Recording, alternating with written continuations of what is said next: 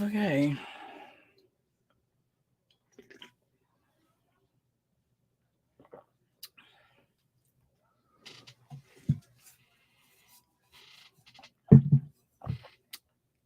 Coffee.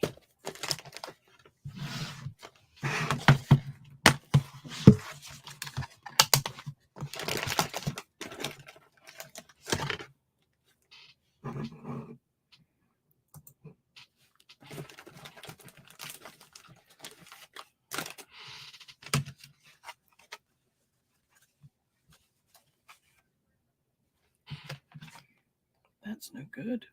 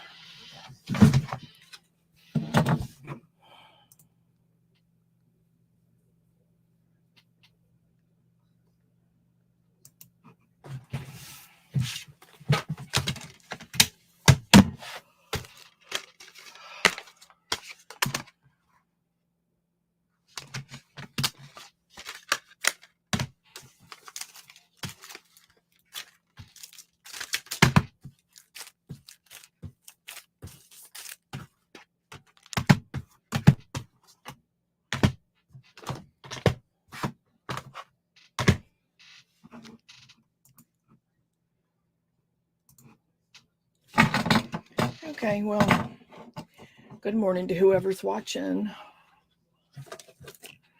I know most people in this community prowl on side chats at night. I don't have time at night to do these. I don't really have time during the day to do them, but conversation's nice occasionally. I've got to take some pictures.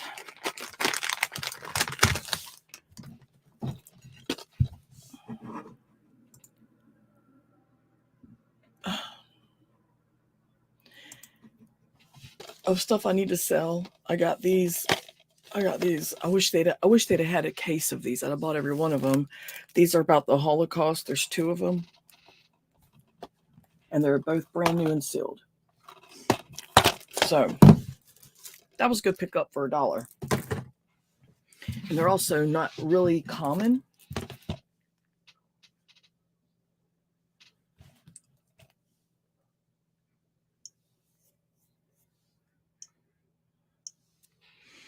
I went digging. It was a location. There's only 5 of them. They're all pre-ent. Wait a minute. 1, 2. Yeah, they do pretty good. You go to brand new only. New. There's only 3 that are new. One's going for $32.54 and one's going for $42.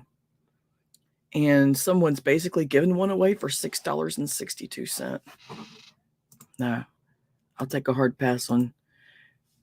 Hey, Mara, good morning. So that one, looking at like $30. I probably didn't even pay $1. I thought it was $1, but it might not even been $1. But I went digging. Everyone else is looking for these big items sitting out. I'm under the tables. I'm pulling boxes out. I'm digging. This used goes for $30. Brand new, $50. Not a bad pickup there either. I thought about just like someone's got this one for $66. They're not going to get $66, but they certainly have it listed for $66.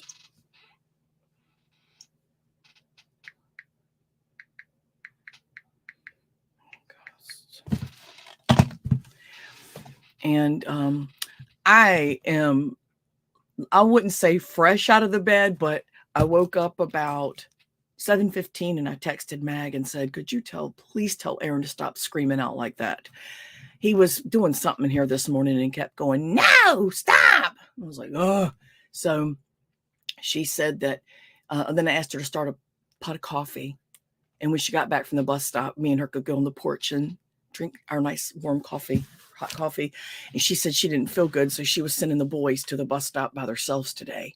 And I jumped up out of the bed and got dressed, went there and went, not today, Satan. So I walked them to the bus stop, and I was scrambling because they were getting ready to leave. So I got dressed real quick, and that was how I started my day. And when I got back, she had the coffee made. She doesn't feel good. She has a sore throat and a cough. So she's on the couch watching TV. And I went ahead and started my day. I haven't been up for very long. A little over an hour and a half now that I've been up. And, well, I guess it's kind of closer to 2 hours. But I ate a salad for breakfast. And instead of using salad dressing, I used leftover pico de gallo that Doug made. The pico is so good on a salad. And for lunch, I'll probably have a salad. And then for dinner, I'll probably have a salad.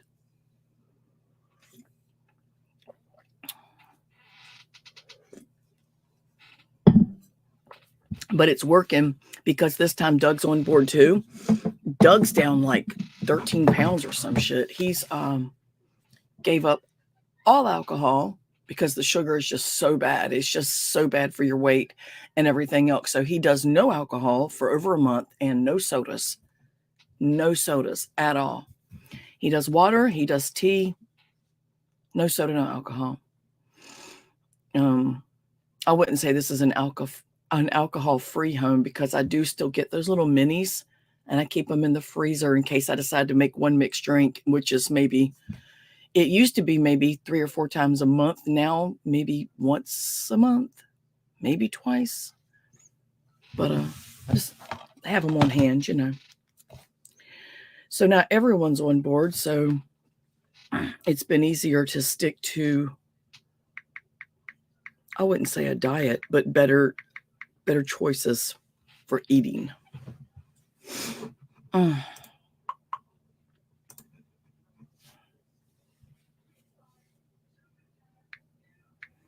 There he is.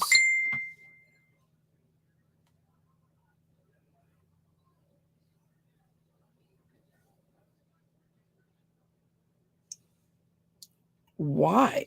What happened? He was showing me he sold something.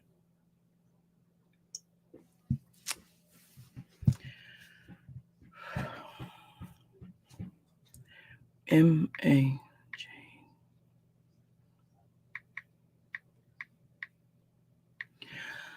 So before I started this stream, I was in there cleaning up some stuff to sell and deciding whether or not I wanted to sell some other stuff.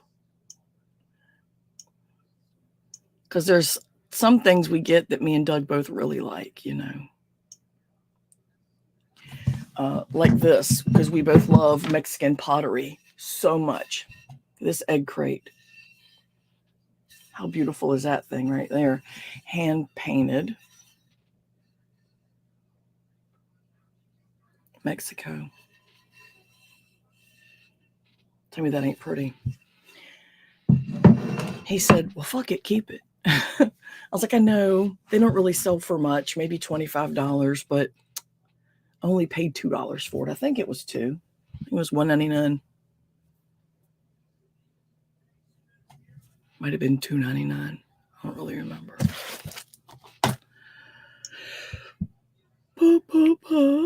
What are you doing today, Mara? Are you doing something right now?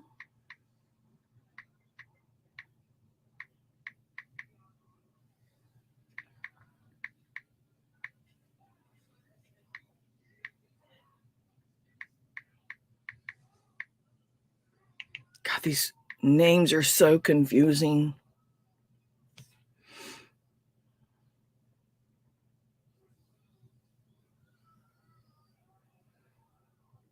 Yikes, that's expensive.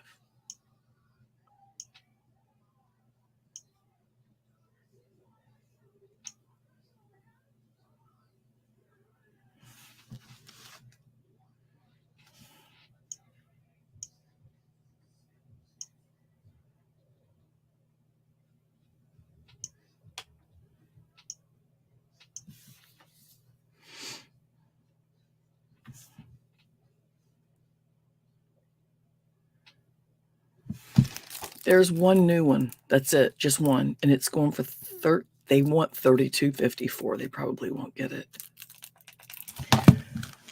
So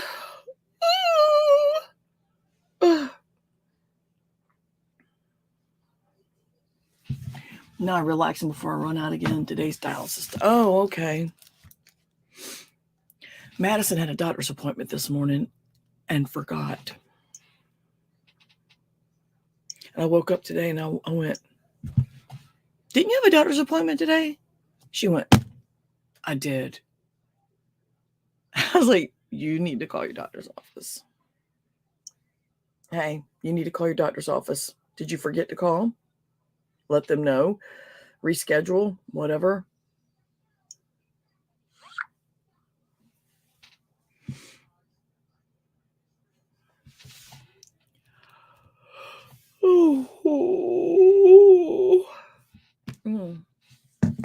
I bought a giant tote of mostly DVDs and CDs. There's some other little random stuff at the bottom. I gave her 10 for everything. But there were a lot of these in there. These, people have them made. They just do copies and then put them in the sleeves. A lot of I can't sell those.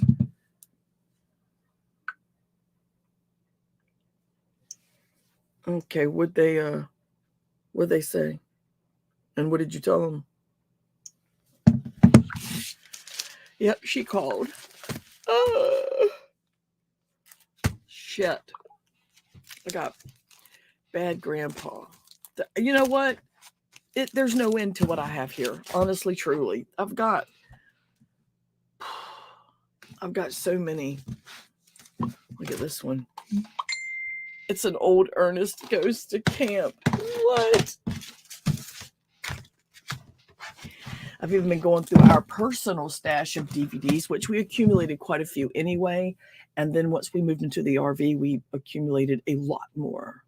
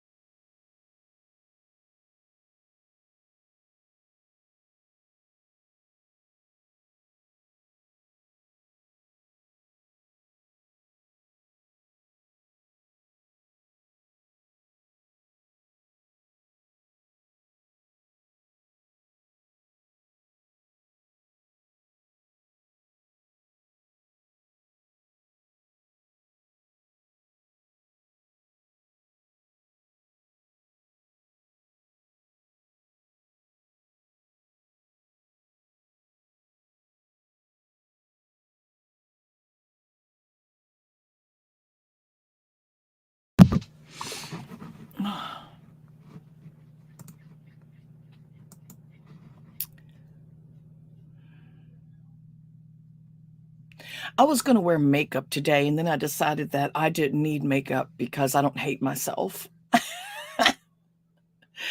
I was actually going to wear makeup, and I thought, why would I do that? It's morning. Everyone knows I didn't wake up like this, and I wasn't going anywhere. It's so dumb when you see somebody come on the computer on stream and they're fully made up, and it's like, you didn't have any plans. You just said so yourself, but yet you have a full face of makeup on. People, back away from the filters and the preening and primming yourself. I desperately need, well, I look better than I did. You know, I don't know if you've had the problem. If anyone has skin issues, which it's genetic. My whole family, all the women, some of the men on my mother's side have this horrible skin issue, acne, terrible acne. And any little thing will trigger it or make it really, really bad, right? And so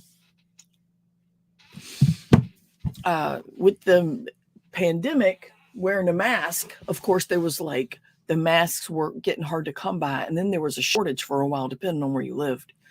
And since I didn't really go out that often, I made sure that I wore my mask more than one time before I threw it away. And then I got the cloth ones and I wore those constantly. And I never washed them, but once in a great while. It's just a mask, you know. Wait a minute.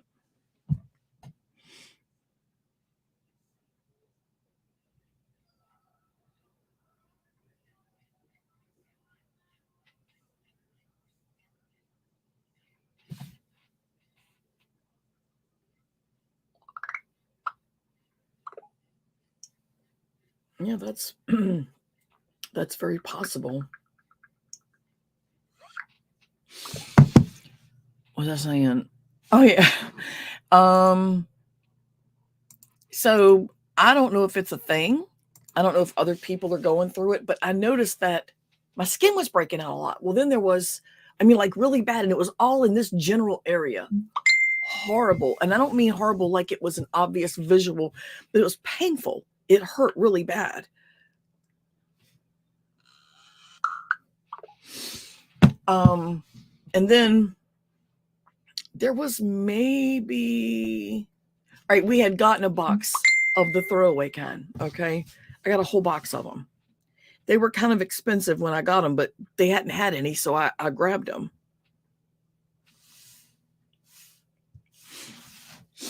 So, I keep losing my train of thought. Wait a minute. I'll get back to you in a minute. Every time I get ready to start saying something, I read your message and I lose my train of thought. So I'm not going to answer your messages right this second. So, what was I saying? Good morning. How are you doing, JP? So, I got the box of the throwaway kind. Had been regularly washing my cloth one with the doggy face. And come on. And there was, during that same time, there was probably like 2 weeks where I went out twice, and briefly at that. I don't know if it was because I hadn't felt good or I just had nowhere to go that Doug couldn't pick up on the way to, from work or whatever. So my face was clearing up. It was during a time when I wasn't wearing the damn things on my face. And I mentioned to Doug, you know what? I noticed my face has been clearing up and it doesn't hurt. And he said, why is that? I said, dude, I haven't been wearing a mask at all. So it better now that I am here. Yes. The more the merrier, right? So, I realized that there's probably a problem with others, not just me, where the mask is causing them to have skin issues. It irritates already sensitive skin to acne. There's Doug. I gotta answer him. I'm gonna ask him. Is the power back on?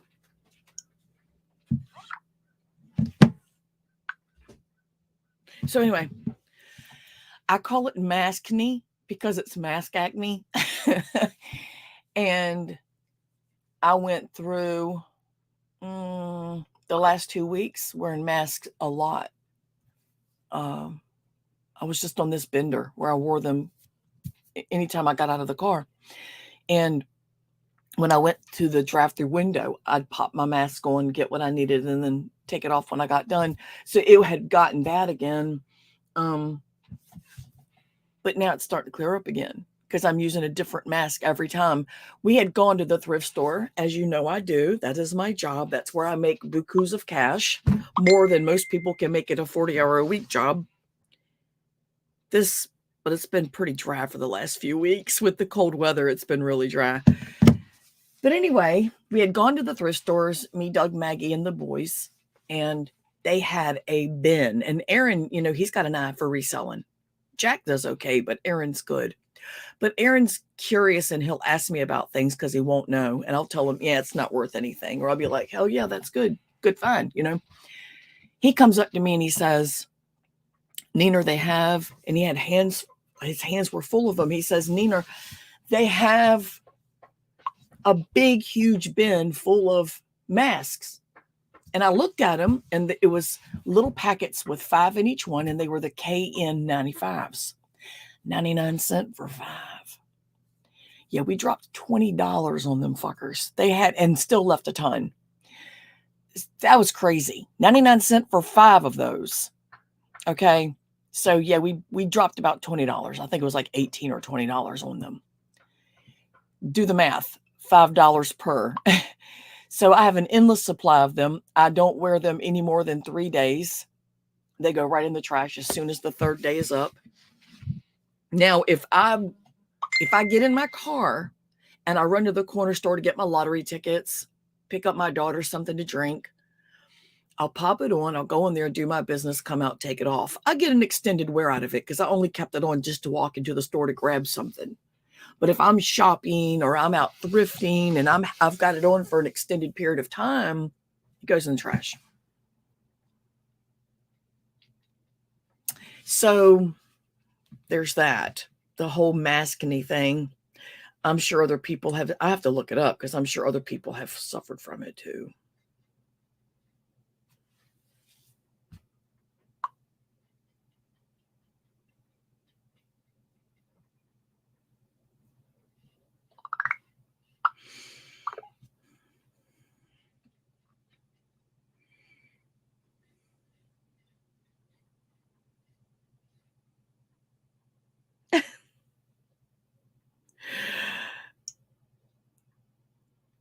So some people just contradict themselves all within one paragraph, maybe 2, within minutes, and nobody notices. That just tells you the people to stay away from and not to worry about any of it. Just stay away from the dumbasses, Okay. I have hundreds of masks still left. I was making them as fast as I could. I know that. Yeah, I've switched from the cloth when they said the Omicron, the cloth ones just weren't doing the job. That's all I needed to hear. I was like, well, then I won't use the cloth ones anymore. So I still have the gator type that are brand new in the package. I never even opened them. I don't like the gator kind because they would always slide down. I couldn't keep them up. They're good for guys, but if you have long hair, they're odd. They don't stay upright.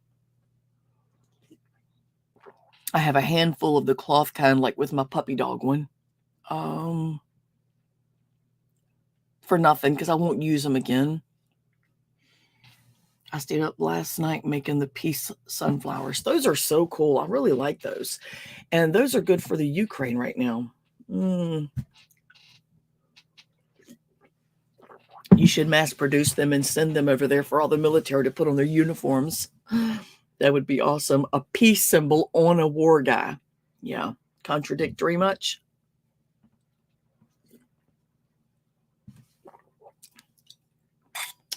This coffee's delicious. I think I need to go get some more. Please ignore my fatness. I'm losing weight. And I have yogas on. with my big old butt. My big old butt. I can't help it. I'll be back.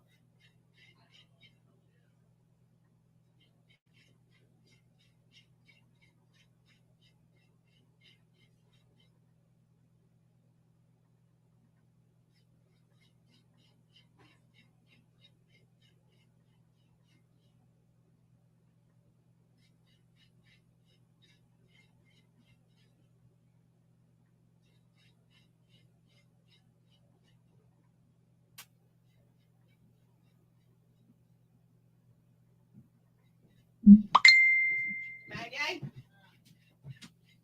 we got to check that fridge. Every time I open it now, I can smell something. Check behind stuff. It's pretty funky. I don't know what it is, honey.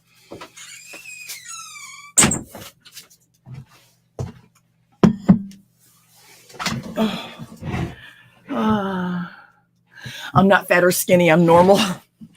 Yeah, Doug agrees. So do a lot of other guys.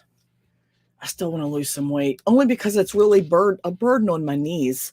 I have my right knee is really horrible. And admittedly, I've said it before, it came from my younger years, too much drinking and falling, my Friday night stumbles, and it didn't hurt at the time, but I kind of always knew that down the road I'd pay for it, you know. I'm paying for it. The less weight I have on my bad joints, the better, obviously. So I really need to. Yeah, I know. I was fucking with you, Mara. I know you can't make that many, but wouldn't that be awesome? I think so. Maybe we could get it made in a sticker and they could just slap it on their helmets. That's cheap. You mass produce them and you let the company know what you're doing it for. You might get a discount if you give them a shout out. Yeah. Mm-hmm.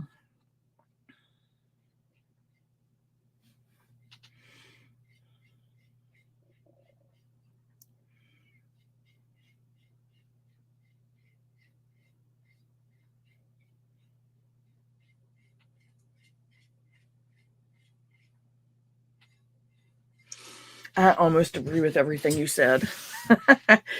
Anyway, I'm live.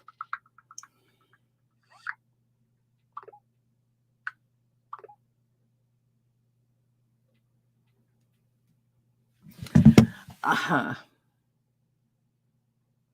Yeah, the price of food. I was just talking to Doug about how the country should get back into small community type stuff. I was like, it used to be back in the day where you had a town or a village or whatever, and they had everything they needed in that town.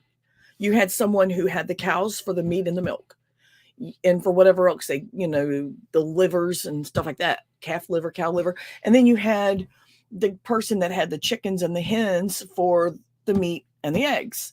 And then you had, you know what I'm saying? You had the baker, you had the metal guy, and it bartered. It was all bartered. You had your farmer that did this, and you had your farmer that did that, because you have to turn the crop and change the crop every year. Why don't we have more of that? Why are more people not setting up communities like that? I don't know. And it should be like completely solar, like 100% total solar.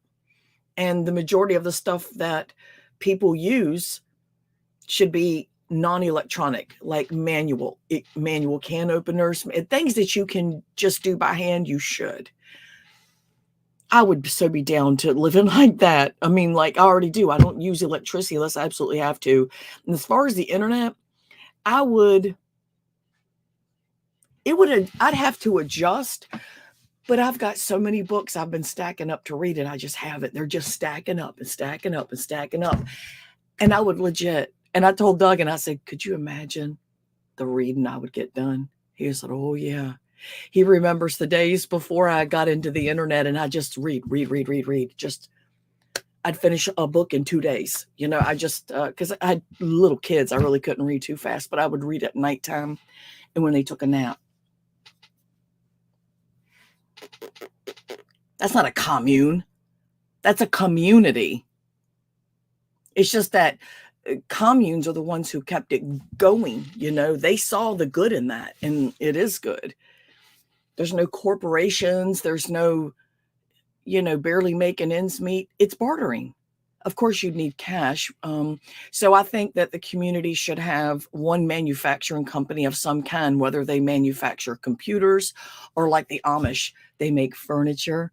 They get their money somehow. You have to follow the tried and true efforts of others and utilize it in your own ideas. And I do believe it would work, but you'd have to have a lot of people on board. And it would take a chunk of cash just to start. And then after that, I think it would smooth itself out. It's not a commune. If you look back in history, that's the way all the towns were. That's the way they were. They utilize each other's assets. Everything was right there in town. Some of them were on the outskirts, like the farm and stuff. And then they would bring their goods into the local store to sell, or they would set up a stand. And that was just a common way. People have forgotten it because everyone who lived that way, they're basically all dead now. So we read about it. And since most motherfuckers don't want to read, they don't even know. But I already knew. The village was not it. The village was that was some kind of secret bullshit. I'm not talking about that. I know there's one community, and I want to say it's in the Midwest. I know that, but I want to say it's in like Wyoming, maybe Montana. Don't quote me on that. One thing I do know is it is in the Midwest, and I saw a show about this years ago, and I don't remember if it was like Dateline or Primetime something. Anyway, it was similar to that. It was all self-sufficient. It was, you know, everyone that was there was a corporate somebody, and they walked away from it. They walked away from their CEO jobs. They walked away. They had money to start. They sold everything. So they had money to start. They put basic homes up, living off the land, the minimal when it came to like solar usage. And I never forgot that. And I thought, God, that gave me the greatest feeling when I saw that. I felt so great when I saw that. And I was like, why don't we do that? Well, let's go find some people. Let's get out of here. Let's throw these computers and cell phones and everything. Let's throw them out. We don't need them. I wanted to do it. Doug went, oh, yeah, no, thanks. I'll pass.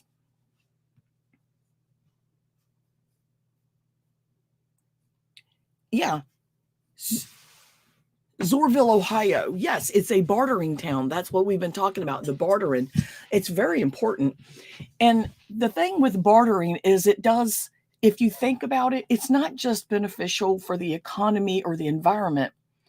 It's your own personal economy. Every town's economy is individual. The way they work shit now with corporations, the economy is the whole U.S. If you have a bartering town, that is your economy. Your economy is as good as you make it. There's less people to hold accountable. Everyone knows their job. There's no passing the buck. The bread guy knows he's got to make the bread. The milk guy knows he's got to milk the cows. There's accountability. It's a better environment all the way around, I just think. And then, of course, when you provide a service for an entire town and you barter your services for goods you need, look at what that might do for the way you feel about yourself, your confidence. It's way better than walking into a job where your boss comes into your cubicle and chews you out because you forgot some kind of memo and you constantly hate going to work. That's got to suck. I just think a bartering town would be a great idea. I really do. Traded goods to each other. There you go. You had someone who sewed the clothes. You didn't have to wear made clothes. I'm not talking about becoming a pilgrim, but whatever clothes you had, if they needed to be seamed or hemmed, or altered, you had someone right there. They also did the eggs. They just happened to sew, you know. And if I could find a community like that, oh my God, that would be fantastic. Or your boss is a narc, choose you out because you outperformed them. I know what you mean. I won't even go into that, but I know what you mean. Let's just say I came in from a job one day and I told Doug something that happened, and he said, that bitch is scared you're going to take her job. I said, I don't want her job. I don't want her fucking job. Her job requires her to be in charge of all these people that speak foreign. I don't speak that language. Why would I even try to? I don't want her job. Her job sucks. He says, yeah, but she's so used to having nobody around except the people who don't understand English. And then you come in and you're personable and you get the job done, and she's scared you're going to take her job. I was like, well, she ain't got to worry because I quit. Fuck her. But I know what you mean. No, it was a dumb job at that. I even told her, I was like, it's a dumb job.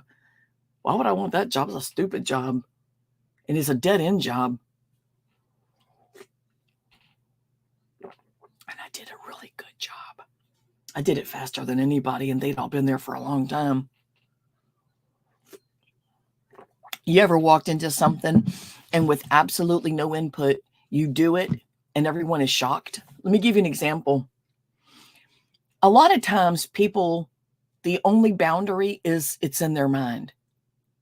Kind of like when someone goes into the ring to fight, they psych the guy up. They, got to be all tough. They're trying to psych the guy out so he'll be weaker and easier to beat. Well, it's the same with everything we do. Here's a couple examples. I walked into a bar one day by myself. This was back when I was reckless and I didn't give a shit. I literally didn't give a shit. I would fight anybody. I would fight anybody. And the kids were younger then, but I walked into a bar down the street from where we lived. I walked up there. I walked in, I sat at the bar, and I was drinking. I don't remember what I was drinking. I won't even presume. And a chick came up and sat beside me. And she was saying something to me, said she didn't know who I was. She said, I ain't never seen you here before. And I looked over at her and I said, that's your problem. And she sat back like this and she looked at me. And then she went, she was like, you're all right. And then she leans over, orders her drink, and she's sitting, there's one bar stool between us. And then she told the guy, she said, I got hers, and give her one more. That was the last time I saw her for the longest time. And I had no idea she was an Indian chick, American Indian, that one of my best friends had told me about and said, oh, she'll burn your house down. That bitch will fuck you up. Don't nobody fuck with her. And when she showed me a picture of her, I went, oh my God, I already met her. And she said, where? And I told her. She goes, oh my God. She said, you did not talk to her like that. I said, I absolutely did. And I was laughing. And she said, and she bought you a beer? I said, yeah, she paid for my beer and bought me another one. And I pondered what had happened. And I told Doug, I said, and I told her, I said, I know what it was. I didn't know who she was. Nobody told me I was supposed to be scared of her. So I was myself. Nobody warned me. No one psyched me out. You get it? So that happened. And then, so that's, basically, how did we get stuck on that? We were talking about something. What the fuck were we talking about? I'm going to go back over and read this shit. Anyway, yeah. So nobody told me, so I wasn't. She passed away last year around the same week that my friend Sherry passed away. She had been in the hospital with COVID for 3 months. 3 months. She walked into the hospital and with her daughter and told her daughter, baby, don't worry, it's the flu. It is nothing but the flu. That's the last thing she said to her daughter as she was walking into the hospital. Of course, they spoke some while she was in, but not for long because she was on the tube. Almost immediately after that, she could not breathe. So she fought the good fight. She passed away. And there was another situation where nobody warned me not to feel a certain way and I fucking lost it. It's already gone. I'm going to go up here and look again, see if I can remember because I forgot it already.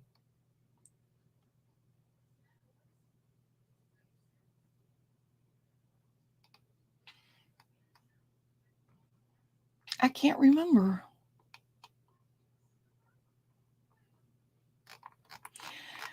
Okay, I didn't decide ever. Hi, JP. Hi, the slipped cheese, and hi, Mara. There was another situation that was just like it, and I cannot remember. And it was a good one, too. Well, shit. Oh, well, maybe it'll come to me after a while. But that's the idea. No one psyched me out, so I wasn't psyched out by her. Oh, I remember what it was. It was my job. Talking about jobs. I was working at 7-Eleven. I was 16 years old. My mom got me the job up there from her supervisor, Charles Westbrook. Never forget him. Big dude, big old fat man. Nice guy. He was the East Coast supervisor, but my mom and him were good friends. So he was like, oh, I can't give her a job. I can't give her a job. She's not 18. My mom said, Charles, you know you can give her a fucking job. She just can't work alone because she sells beer. She has to have someone there that's 21. He was like, yeah, I know, whatever. She goes, well, she's quit school, so she can't just sit around. She's got to have a job. So he gave me a job. I loved working at 7-Eleven. I know people are going to think that's stupid. I loved working convenience stores. I want to own one myself one day. I would love to own one.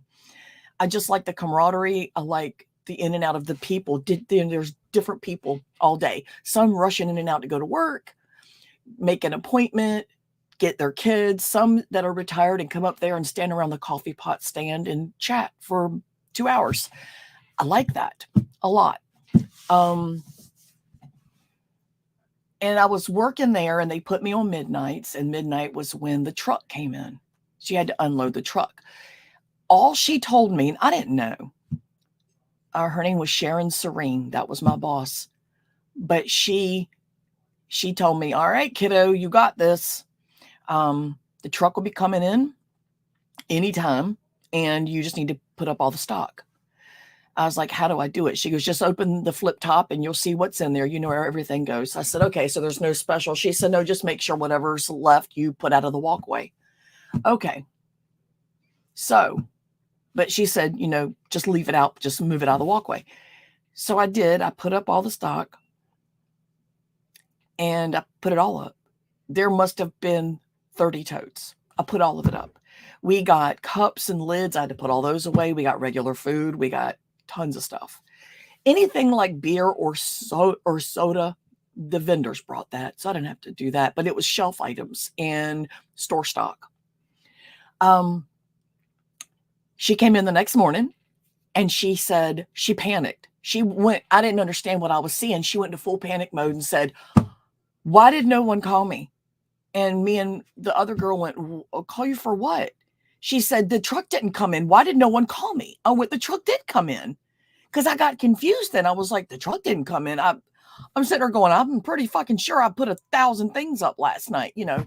She went, what do you mean? I said, she goes, where's the totes? I said, they're stacked back there by the back door. She went, stacked? You already put up all the stuff? I went, yeah. And she looked around the room and looked at me and leaned back. She said, I've been doing this for 27 years and I have never seen anyone put everything up in one night. I went, that's not possible. She said, I have never seen anyone put in that much effort. She said, because we split it between the night shift and the morning. I said, nobody told me. She said, well, I'm glad we didn't. Nobody warned me. Therefore, I just worked at my pace. That's why I'm like I am, I think, is because I do things according to me, But from then on, she put me on the nights. I was only on the night that night as a fluke because someone didn't show up. And I said, I'll pull 2 shifts. I don't care. 18 hours work. 16 hours works for me. So after that, I was a midnight girl on the 2 nights a week that they brought shit. I was the one. And I did a fine job. I even busted the manager. in the back room. The way it was, you'd walk from behind the counter and there was a door accessible to the rest of the store. But you walk in the back, there's 2 bathrooms, one for the customers and for us, and one that no one used. And we kept them up in the mop bucket and all that shit in there, really small room. And then all around, there was an inner room to get to those. And there were shelves where we kept paper towels, overflow of lids and cups, stuff that wouldn't fit under the drink stuff. And I walked back there in a hurry. I was the only one besides my boss, assistant manager, not the cool one, but the grody one. And her name was Karen Heba. And she looked like a Karen Heba. And she had short, curly red hair, really tight, but she would fluff it out with a hair pick. She had a big bulbous nose and an underbite, and all her teeth had a gap between them. She looked like a Karen Heba with that red hair. She looked like a Raggedy Ann that was somehow altered in some kind of a time warp. Just terrible. And then I had to pee. That's what it was. I had a couple of customers in the line. Karen had been gone for a while putting up some stuff. And I said, could you just hold on for 1 second? And they were all guys that I dealt with every day. And there was no hurry. It wasn't that time of day. They said, sure, no problem. I said, I will run right quick. I got to pee. And I ran out from behind the counter. I ran to the back. At this point, I was 18. At this point, I ran to the back, and she was in that little enclosed area that when you walk in, there's the bathroom we use, the bathroom we don't use, and over to the side, it leads to the where the staff goes, where we do our paperwork and our checkouts. She was standing there turning up a bottle of juice, grape. I believe it was grape. And when I came in the door, flying in the door, she wasn't expecting it because I'm the only one there to wait on people. She's like, she's going to stay there. She's not going to come back here. And she turned it up, and then she stopped and looked at me and put the lid on and went, oh, I was thirsty back here. Oh my goodness, and put it in her pocket. Well, there was a problem with that. I just stood there and looked at her, and my eyes got real big because she knew that I knew.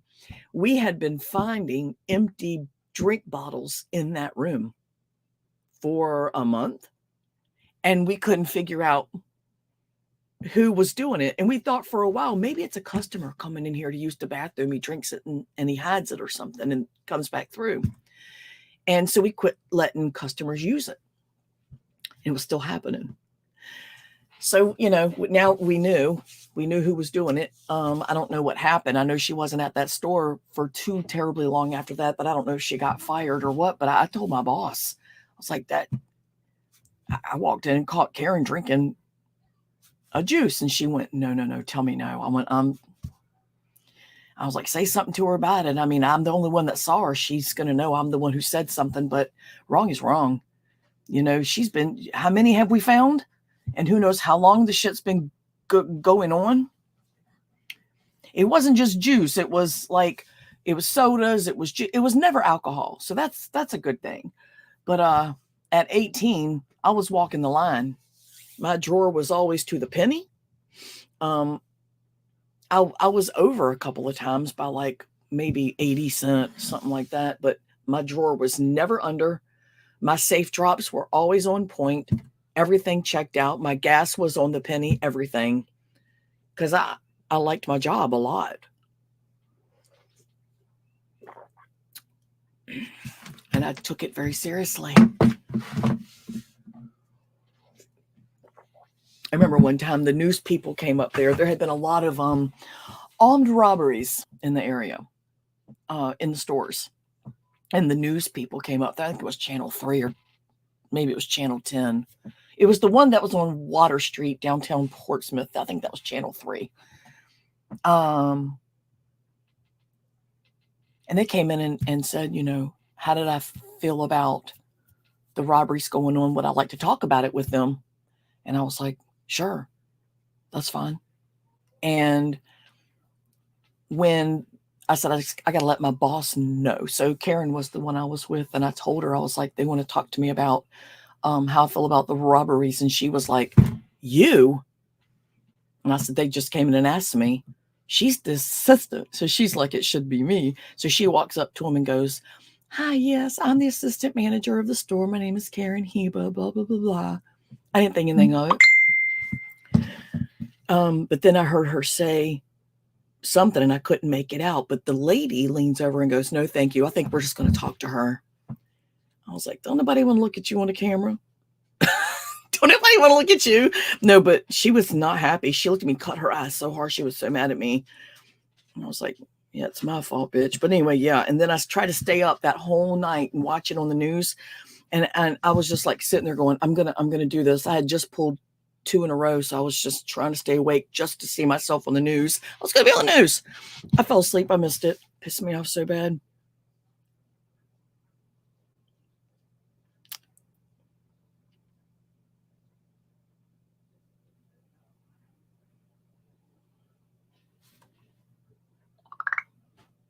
Oh, the power's back on. Good. Holy shit. That is crazy. Doug's the only one that stayed. Everybody else went home. He says glad he stayed because the power came back on. Everybody else said, fuck it, I'm out.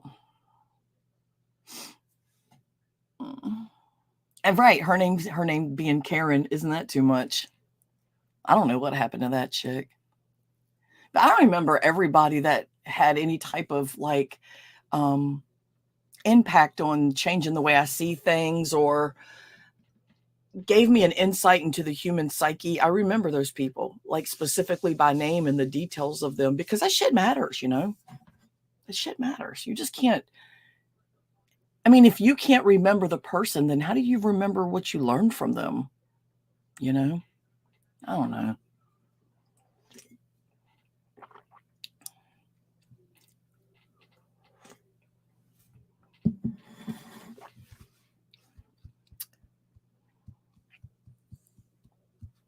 I really need to be working. Oh, yeah. I don't take these every day, but I should. So I'm taking one now, Mara. Are you still there? Yo, bish.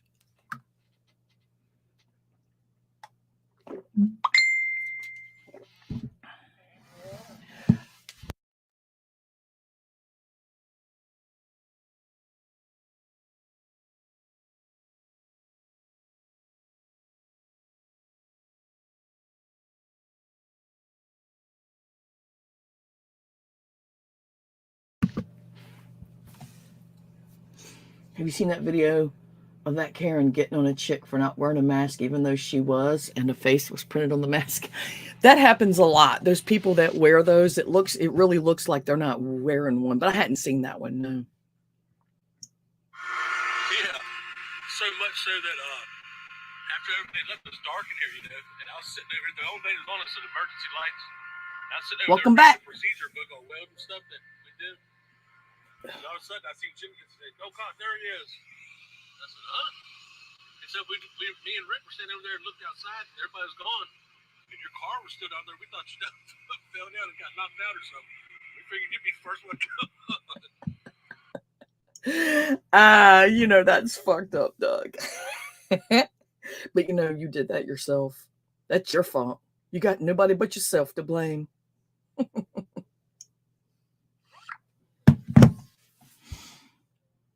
My favorite, those skin-colored pants that from a distance makes people look pantless. I accidentally ordered a pair. I saw some yogas that had all these pockets on the side and they looked really comfortable and they squeezed in all your fat. And I thought, oh, and they were made high-waisted for people that are bigger, you know? And so I ordered a pair and they were free. You just paid shipping, that kind of thing. And I ordered the color I wanted and the style that I wanted. And when they got here, I went, oh, I don't think I imagined them being this color for some reason. But when I wear them, it looks like I'm not wearing any pants at all. So I never wear them. I told Doug if I have a longer shirt or like one of those baby doll dress type shirts, I may wear them under. But yeah, it's not good.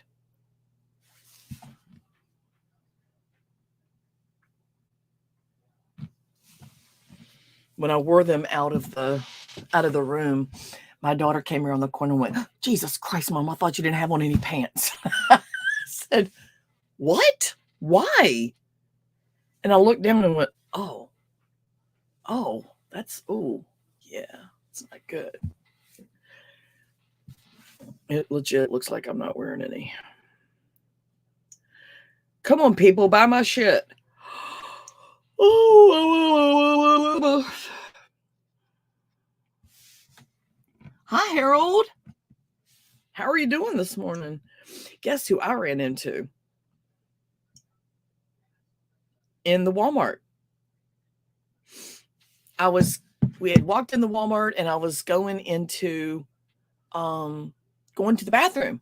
I was going to wash my hands. I had gotten something on my hands when I got out of the car and I was like, I got to wash my hands. I can't do this. And I hear somebody say, Corey, where? Where's Corey? And I turned around and it was Dory Lynn and her husband, Sam. And she said, Sam just said, Corey's standing behind you. And I said, Corey, where? Where's Corey? She was like, oh, that Corey. She thought he was talking about her neighbor. That's his name too. And she turned around and he was like, Corey's standing right behind you. But so yeah, we talked for a while and we walked out together. I had to go locate Doug and they were about to leave. We talked for a while though. For those of you who know who Dory Lynn is, I don't know if y'all do, but she's a YouTube person too. That was about a week and a half ago.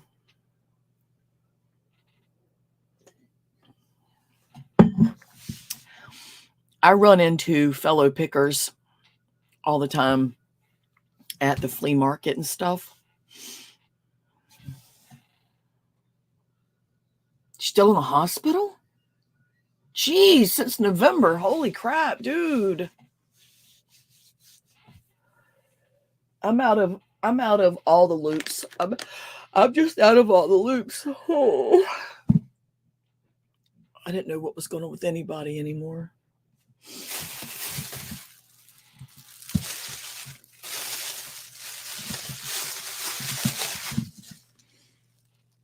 I'm going to go ahead and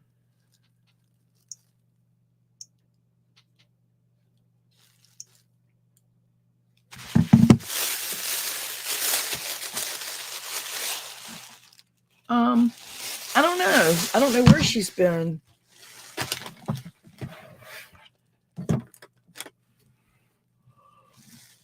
Oh, I got to sell these. Surprisingly, these little deer foam slippers. They actually do fairly well, even though they're holiday ones. Oh, I should have got a hair clip. Pull my hair back. Okay, be careful, Mara. Oh, shit.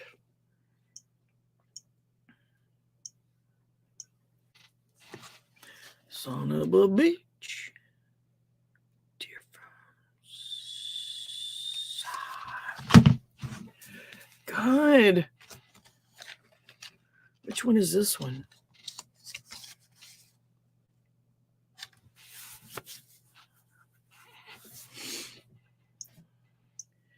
I picked these up for $1. Brand new, as you can see.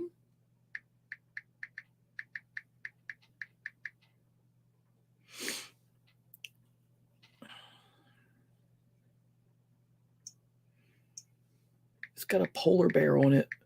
But when it comes to slippers, people don't tend to care about the themes of them. People want a comfortable slipper. That's what they want.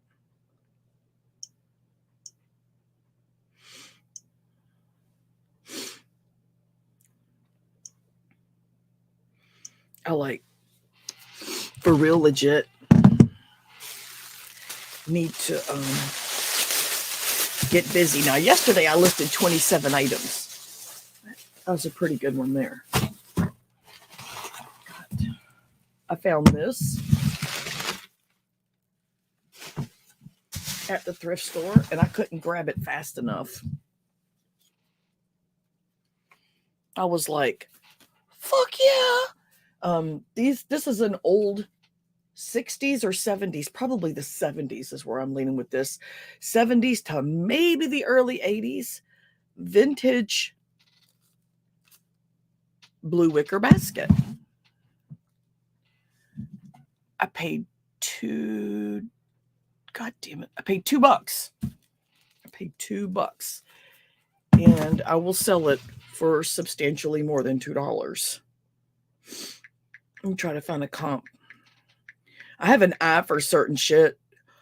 I find out that there's a hot item that other people don't see as worth anything, and I remember those because those are the ones that's why I'm able to buy shit for like anywhere from 50 cents. Well, actually anywhere from like a dime to $2 and flip it for $50 to $300, just depending, you know.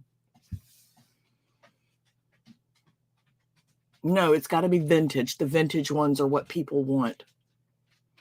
People pay more on eBay than just buying from JCPenney, right? Because you can't get vintage from there. People want what they remembered from when they were younger. Little things are adding up to be major things. I keep getting lightheaded and dizzy till they figure it out. I'm here. Oh, wow.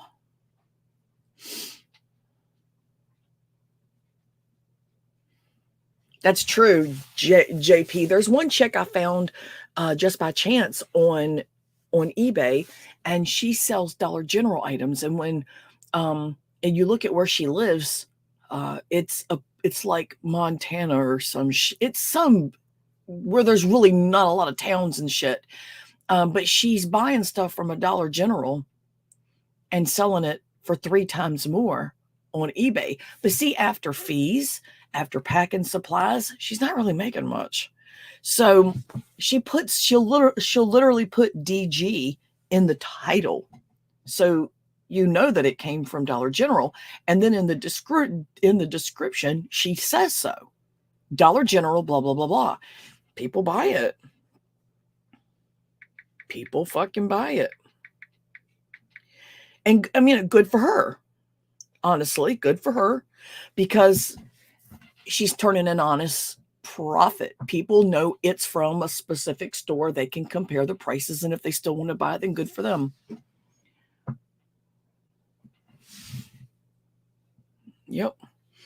Okay, so mine's rectangle.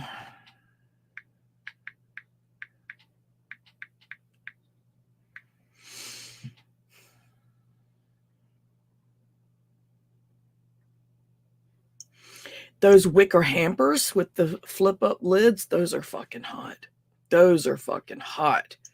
I saw one at a thrift store about 3 months ago, and I wanted to get it, but that was the 3rd thrift store we had been to, and we had no room in the car for it. I was thinking if I fill the hamper with stuff in the car, I could fit it in. And I thought, no, that stuff is too big. I can't fit it in there to ruin it.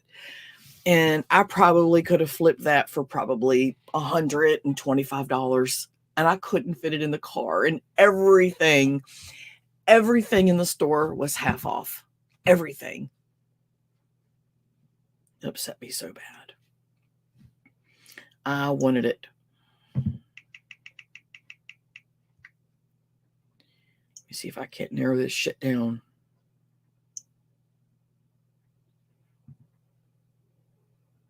Shape.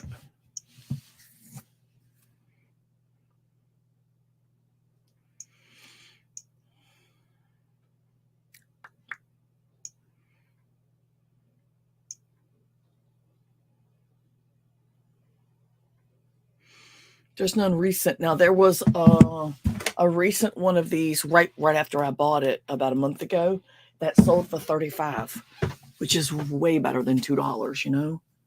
It may be more cost effective to sell on Facebook Marketplace or local yard sale sites. Well, the thing is, if you don't drive or you live in an area where there's no local meetup spot because you're so far out, they'd have to come to your home, and fuck that. You know, for a lot of people, they're like, "What?" Because I meet up at the the parking lot up the street here. When I don't really sell so much on the marketplace like I did, but I give stuff away. Like if I get stuff and I realize I can't sell this, I didn't notice that, I can't sell that. I mean, like I could, but do I really want to sell it on my eBay account? So I'll just give the shit away, you know? And I put it up on the marketplace. I've got a pair of shoes up there right now that are free. They just need to meet me to pick them up. Hold on. Where are my shoes? God damn it. Hold on. I just had them in my hand.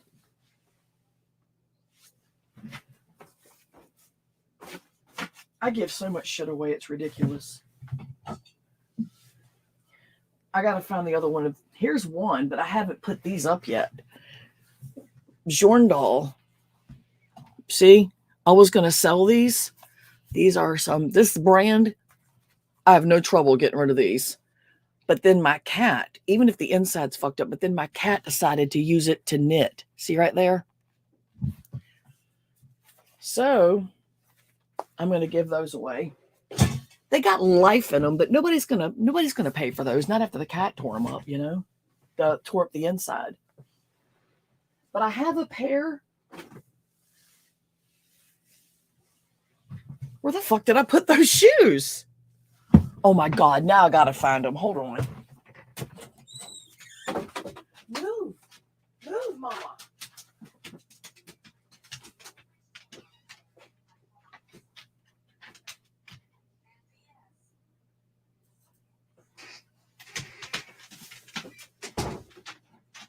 You gotta get out of here. You gotta go. Bye, Mommy. No, go to your bed. I can't find them. And I just had them in my hand this morning.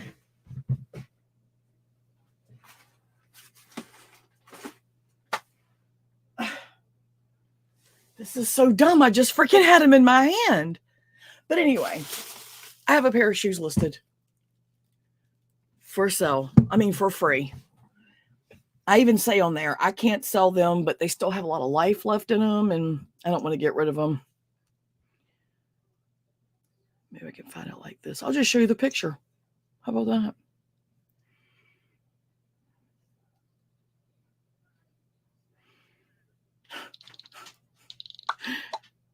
So stupid. Stop. All right. How do I get to my listings? Your listings. Oh, there they are.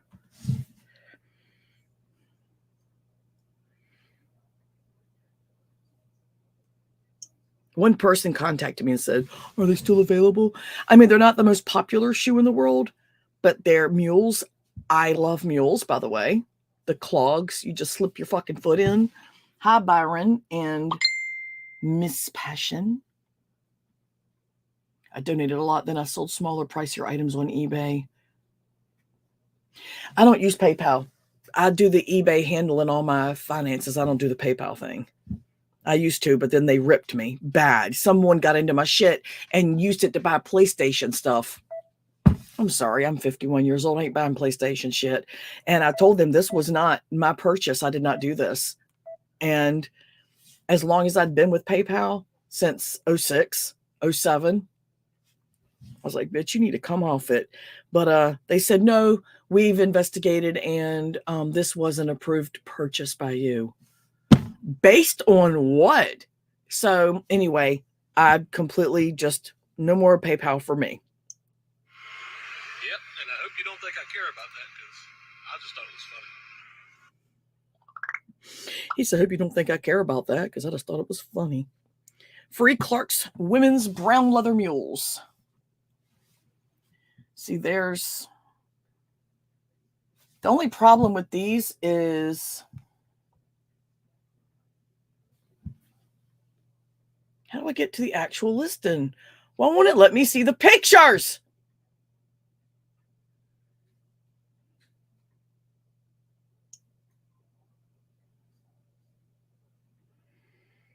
Why won't it let me see the pictures? This is weird.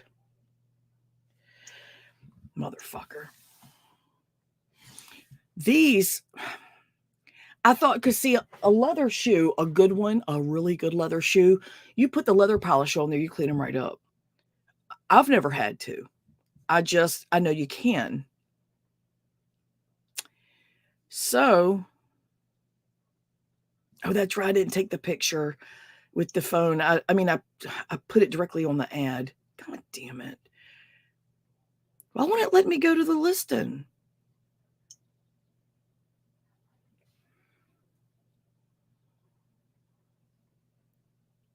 I have no idea what the fuck is. Let me see.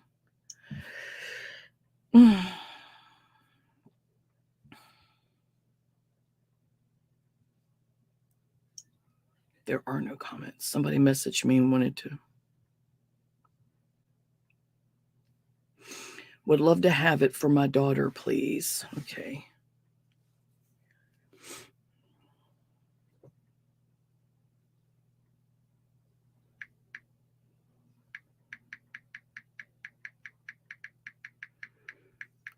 Good. Oh, because if she lives right here, I can just take them to her. That was 12 hours ago.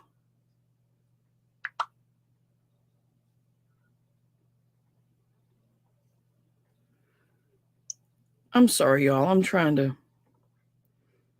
I don't like Facebook marketplaces like format. I don't like that.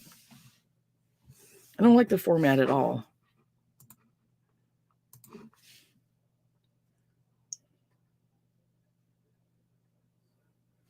So here's the these are nice. These are Clarks, which I have a pair of those on right now. These are Clarks. You see the toes, the scuffs? You could clean those up.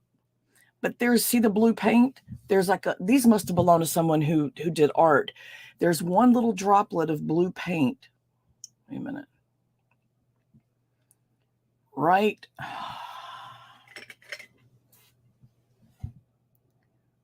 there. And I didn't see it when I bought these. But there it was. And I tried to clean it and I was like, yeah, I'm not going to, Like they sell for maybe $25 or $30. So I was like, I'm just going to give them away. But like, I like giving stuff to kids, like that lady that I gave the Spider-Man shoes to, and she sent me video of her little boy opening it. It was so cute. She was going to meet me to pick up the shoes, the Spider-Man shoes, but then she's like, I can't come out there. I can't. She lived across town, and I was like, just give me your address and I'll mail them. And so then I included a Spider-Man hat that I had. I was going to sell it, but then I said, fuck, I'll give it to the kid. But she sent me pictures and it was so cute. Hold on, I'm going to show y'all.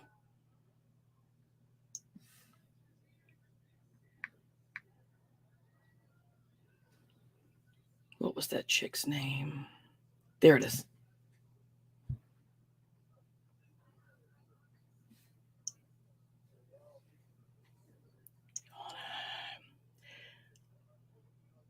She sent me pictures.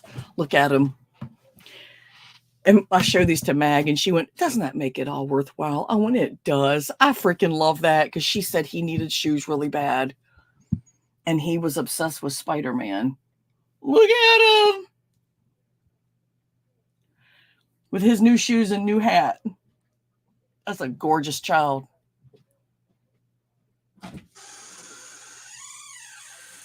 Look, how cute. What? What is it? The burrito bowl thing. Oh, God, hell no. I had a salad a little bit ago. I'm stuffed. Right. Why'd you make so much? Oh, you mixed it all together right in that? Yeah, so I was trying to get rid of some of that stuff that was going bad in there. Yeah.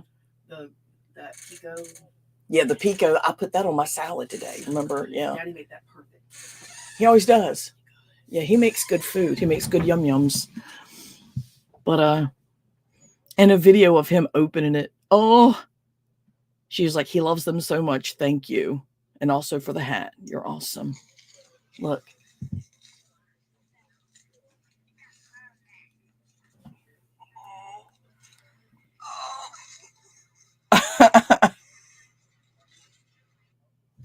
Oh. I told my husband, I said, I want to just start buying stuff that's in good shape from the thrift store and donating them. to people, individuals. He went, no, there's no money in that. Dog's barking. And I said, well, dude, maybe it ain't always about the fucking money, you know?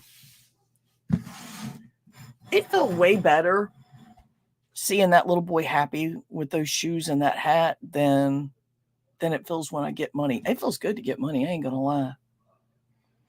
But I guess it just feels good to do good things for people.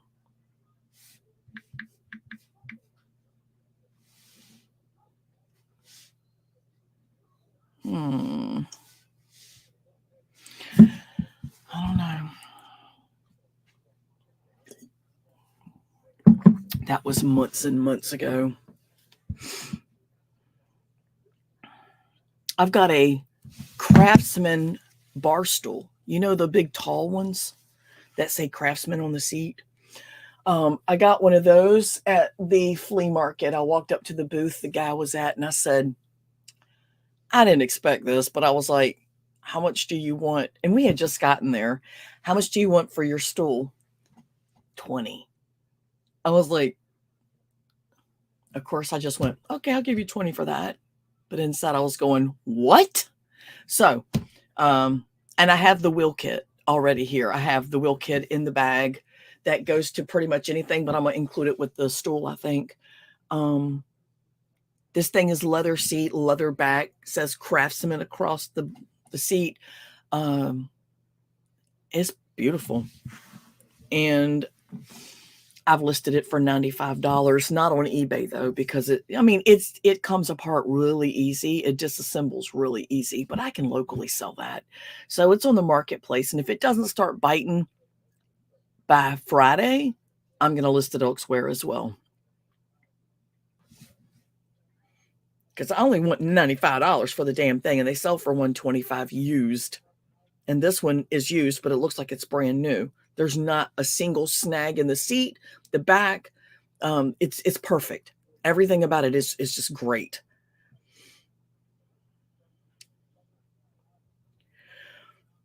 I had to tote that thing around. I picked up that big old stool and was carrying it away. And then Doug turns around from a little ways down and he looks at me and shakes his head. I'm like, I gave him $20 for this stool. He went, that's it? I said, yep, you'd be carrying it on your back too, wouldn't you? He stuck it in my wagon. I love the flea market. I wish I could go more often. The one we go to is only open on the weekends. So when they're open, we go. We hadn't been, last weekend was the first time we'd been since we all went and got COVID. So it had been over a month since we had been.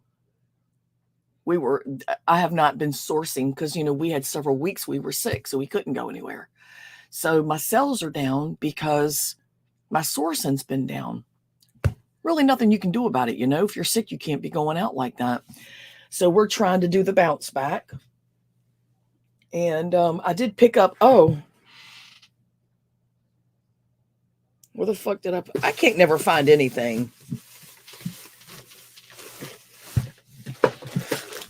Here's those wheels. I knew I had them somewhere. I knew I had them somewhere. These are the wheels. They're still in the package, brand new, that I can put on my stool. What's this? Oh, yeah, I got to list this. Shit, I've been looking for this. I got to get my life together, y'all. I've just got too much stuff. What is that? Oh, remotes. I have a thing about remotes. I buy remotes in bulk because sometimes you'll find a remote that is worth $80. I have not found that remote yet, but the ones that I haven't even cleaned these yet. So we'll talk while I comp.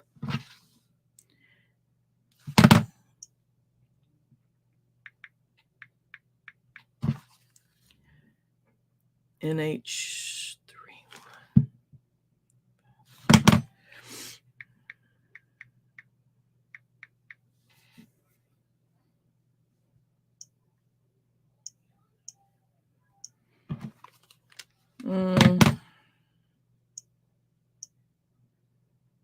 Another problem you have to worry about with remotes is battery corrosion. Nobody left the batteries in this one. Yay! But I've got a bazillion remotes. I have so many remotes. And if I can find one remote in the lot to cover the cost of the whole lot, then the rest can just go in the bigger bin. Then I'm going to sell like one mass amount of them for one price. All right, like this. I got this out of a bag of remotes that I might have spent maybe $2. I don't even know. I know I didn't spend a lot. So that sells for 10. I know for a fact these brand new DirecTV remotes go for around 25. That's brand new. Never been used. This is a great replacement remote for, I think, LG TVs. So that's around 5 to 8. And these are just small beans, but I have a thing about remotes. Pardon me. This was obviously in a motel somewhere because someone snagged it. Guess remote. I don't know what this goes to. I'd have to look up the code. See, there's some corrosion there, so I'd have to clean that and mention it and take a picture of it in my listing because you don't want to lie to the customer or you won't have 100% feedback. And this is, I think, an air conditioner remote or whatever it is. It's still new. It hasn't been used. An air conditioner remote or a fan or like a ceiling fan remote. I sold ceiling fan remotes. I'd had them for so long and then I listed them and they were sold by the time I woke up the next day. A guy bought both of them. So he tells me, he messages me and of course I put in the ad that I had not tested them beyond putting the batteries in and powering it on. Yeah, which that's a common thing. A lot of times you sell something and you say, I can't test it beyond powering it on. I have no ceiling fan for it. And they buy them. You know, you're honest with them. And of course, he messages me and says, the one with the holder, that one of them had a mount. You could put it on the wall. He said, that one works fine. It controls both of my fans. The other one doesn't control any of them. So I gave him his money back on those, and I still made a profit because I think I paid $0.25 a piece for them. So altogether, he was, I don't want to misquote myself, 20, 40, about $55 in. I gave him his money back for that one. I was still good and told him just keep it. I can't sell it if it doesn't work. I don't want it back. Then I got to pay return shipping. Yeah, fuck that. Now, if the customer just changes their mind, they have to pay it. I don't have to pay it. Yeah. Anytime I've ever had to give a partial refund or a refund, it's been no problem because I buy everything so cheap. I mean, if you buy something and you're sitting there going, man, I really hope this thing sells because I don't want to have to drop the price. Well, then you paid too much. You paid way too much. You should buy it cheap enough that you know you're good. Like you could double your money on the side of the road if you sold it, you know?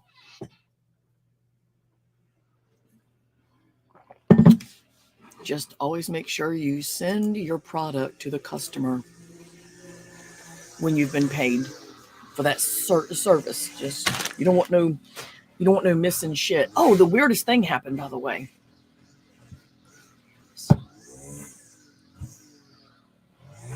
Y'all hear that? I got a USPS tracking thing on an account that I don't use for any stuff like that at all. And the tracking initiation, the package search request was initiated yesterday. I have not opened up a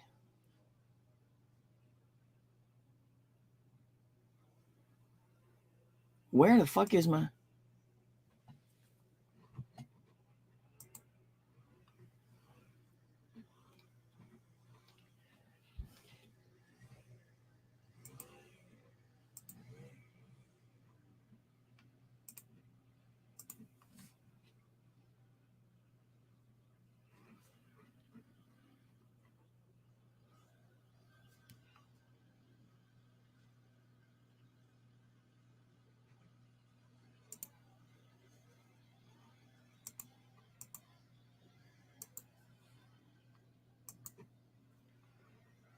I'm sorry. This is so confusing to me.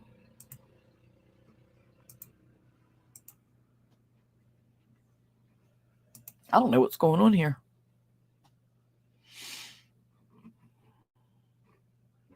So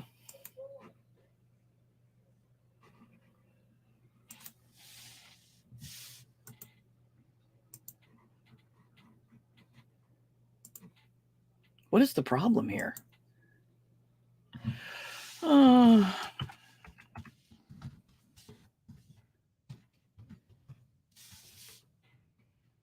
like to use passwords that other people just wouldn't know, because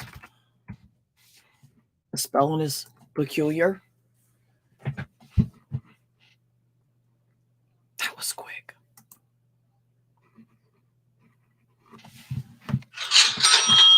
Yeah, I know. I'm trying to get into accounts here.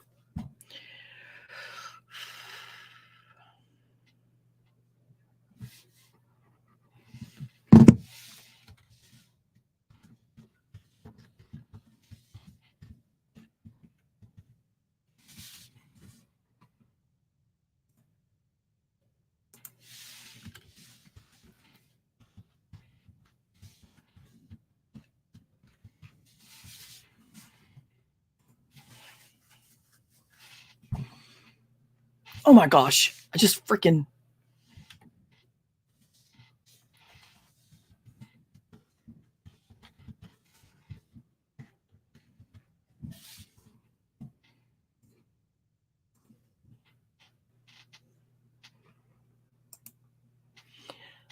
This is insane what they want me to go through just to freaking log on. Oh my gosh, you sent me another freaking code. Are you kidding me right now? Oh my God. Oh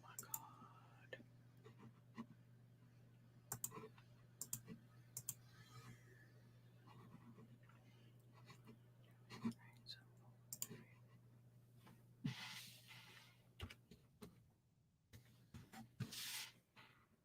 Geez, this is a lot to go through just for my email. What the hell? Done. Done.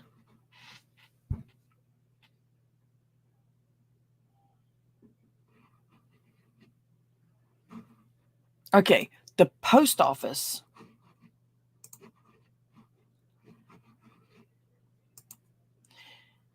Oh, where's it at?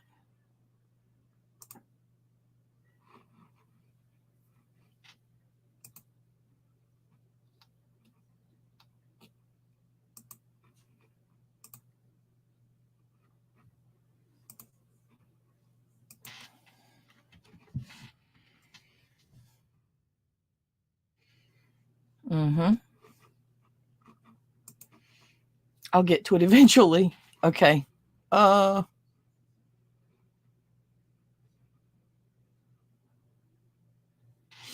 a good day, JP.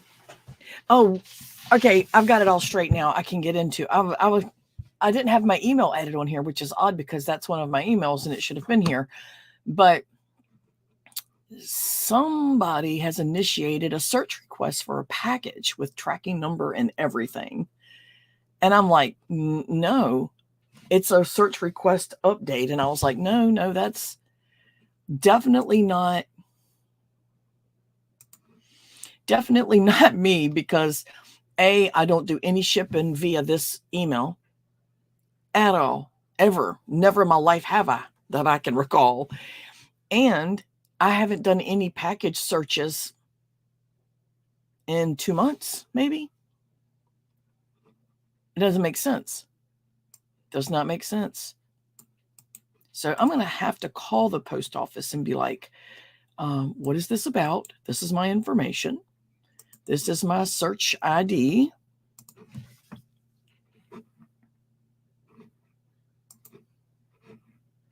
But I compared the number on the tracking to all of the packages that I've sent out that haven't arrived to their destination yet, and they don't match any of them.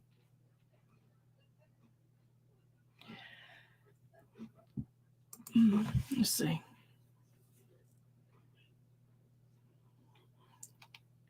Label created, not yet in system. I haven't created that label.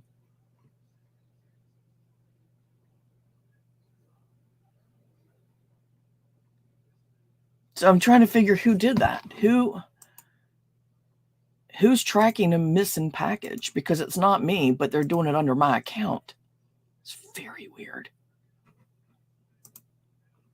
It doesn't make any sense.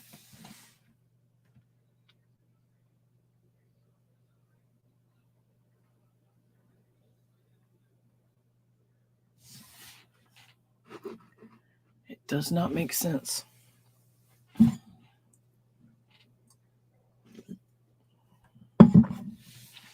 Now, I have had to do a package search when a package was missing and hadn't arrived, and like tracking showed that it made it as far as Atlanta and then just stayed there for over a week. And I'm like, really? And they don't even stay on top of it like they should when, getting back to me. But now all of a sudden they're trying to find a package that I never had anything to do with. I will get to the bottom of it though and find out.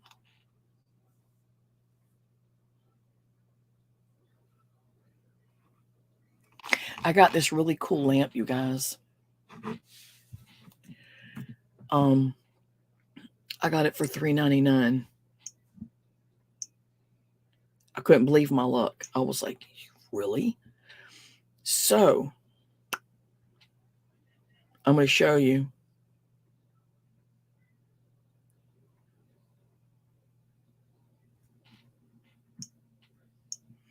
I'm going to show you all this great lamp.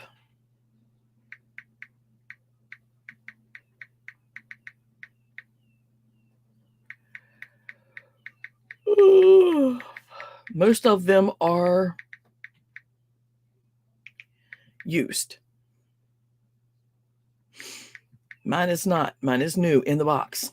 Never used. Everything's still wrapped, sealed, everything. Let me see. Oh, here we go. I'm going to go to the completed and show you guys what I saw.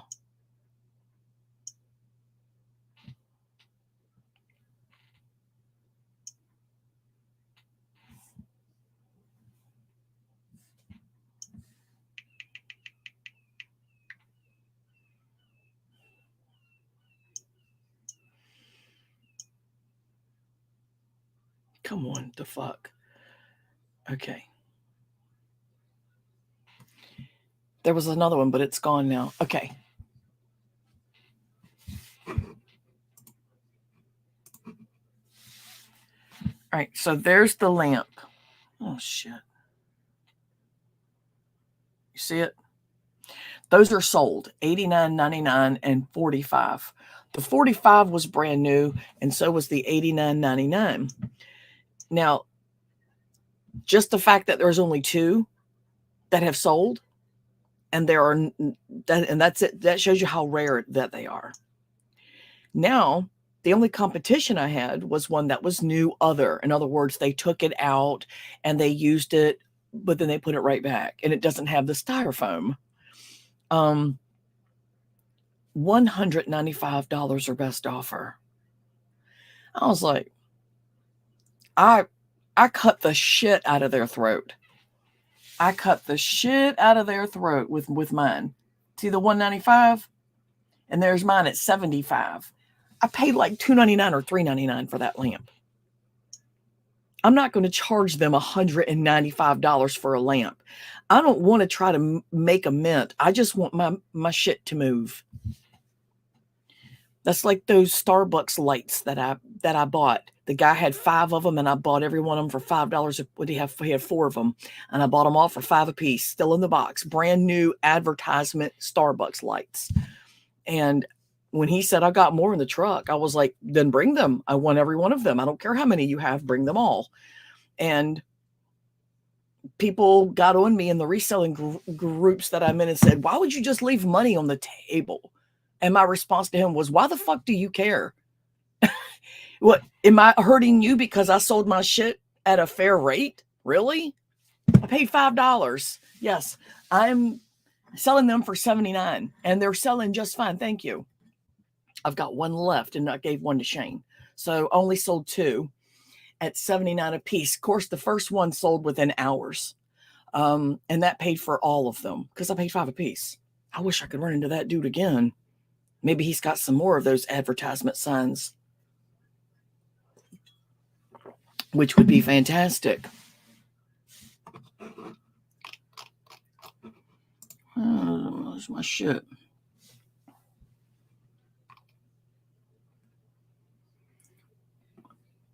Matrix fucker and Cross Street's mother and brother. It would be a barter town.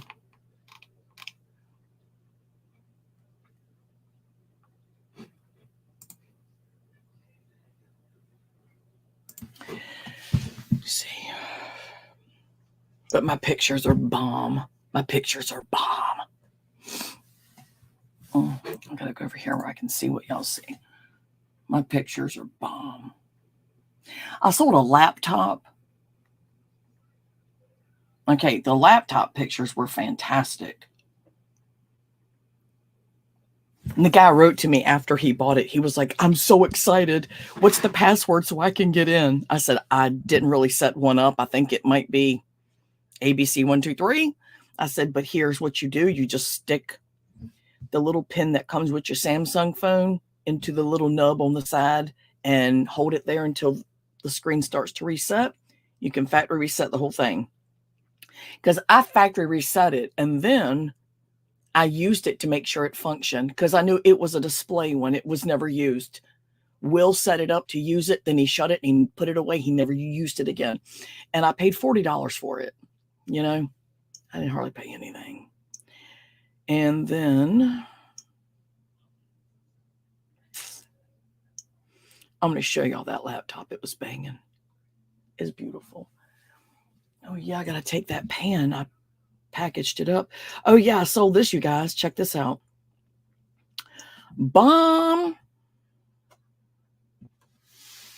I sold that vintage Wagnerware pan, a roaster. Look how clean it looks. It cleaned up so good. I sold it for $95 with 15 shipping. I paid $10. I want to show y'all this. Sold. It's a laptop. There it is. I sold it for $165. I paid $40. These pictures are awesome. Doug said, God, it looks like a freaking website one. The pictures are terrible. I mean, on here they are, not in real life.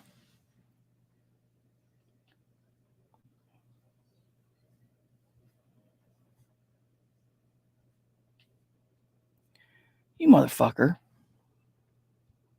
There you go. There's the bottom. There's the side. Oh my God. The fuck is that? Oh, that's the back. And it did have a crack on it. A minute. See, that's the thing. Some folks would walk away from that and go, no one's going to buy that. It's got a crack in it. I'm like, the fuck you say? It's a Lenovo. They'll buy it. There's the side. A pristine cord. Because like I said, it was a display model and it never got used. There it is. There's a crack right there. You see it? And then there's a scratch on that side. As long as you disclose the stuff and you're honest with the buyer, you'll sell shit. Hold on.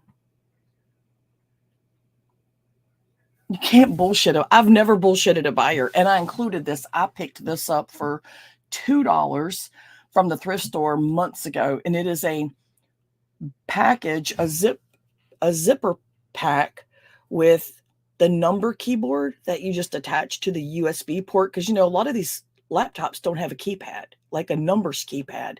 They've only got the letters and like the F1, F2 on up like that. It's got a mouse. It's got an extender for USB. It's got a memory card reader.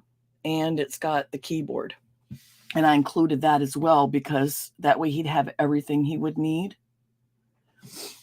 I didn't have to do that, but I wasn't going to sell it alone. Nobody's buying that shit. It was a no-name brand. And it gave me the edge over everyone else that had this computer. By the way, mine sold for more than anyone else's, and theirs weren't cracked. But they had limited information on theirs. It was like, here it is. It's 14 inch. It's a Lenovo IdeaPad, and it's got this much RAM and gigs by it. I put it all up there. I filled everything fucking out.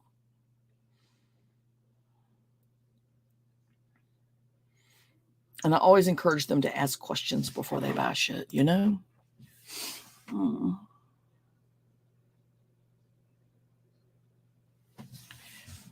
Got to get back in the groove.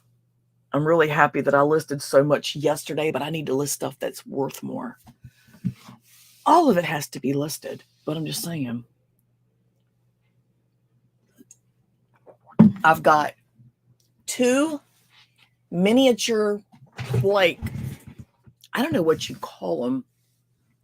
I have one tropical bar scene in like a hut with the miniature beer bottles and the little beer signs and the little fruit bowls. I got that, and I've got another one that's similar, and I've got to list these things. It's that time of year. The summer's here. I need to get them listed. I think I paid like $3 for them, and they were so cute. If I get stuck with them, I know I can at least make $5 on the damn things. But I bought those early on when I really wasn't sure what sold and what didn't sell. And I still don't know. But I have found out about books, you guys. I can group up. I didn't know that writers had series. Because I always read true crimes and biographies. You know, that's the kind of stuff I like. And I do like Stephen King, though. But there's these series like, I don't know how you would call it. Hold on a minute. I got some right here. Hold on.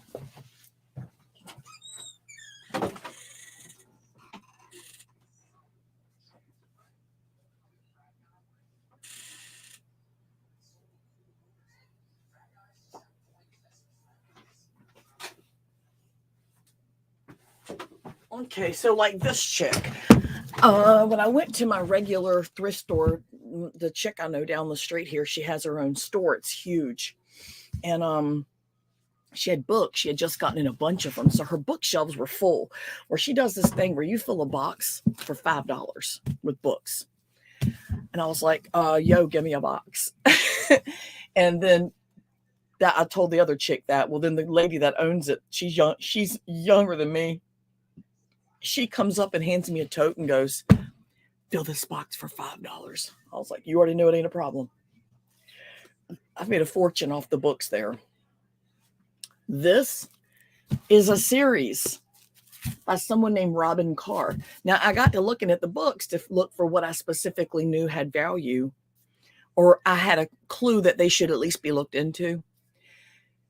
And I'm trying to complete a set from this other dude that writes war stories. He makes up these military type stories, typical testosterone shit. So she didn't have any. I found one. I did find the one, but then I saw this name, Robin Carr, and this other one named Cheryl Wood. And come to find out, there were like a mountain of them on eBay that sell.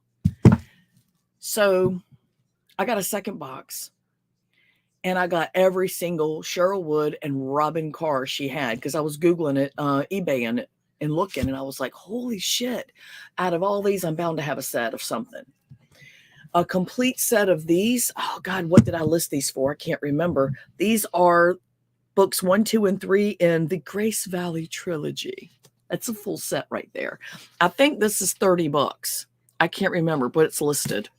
And they're in phenomenal shape. And then there's these. These are all from one set. And these are all about dudes. Every one of these have a dude on the front. Do you see them?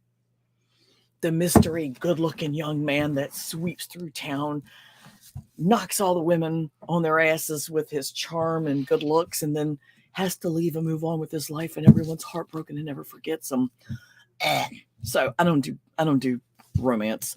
So this is all of them. It's the Thunder Point set. It's complete. 1, 2, 3, 4, 5, 6, 7, 8, 9. There's 9 of them, and it's complete. So this is worth like, I don't want to misquote it, but I think this is worth like $55 or $60. Now, mind you, all these books were in one box for $5. So I really don't have any complaints on that, like at all.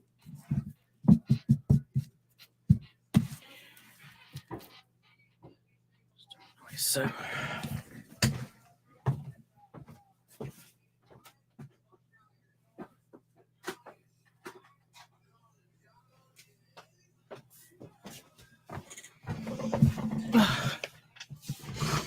I guess if I change the name of this, people will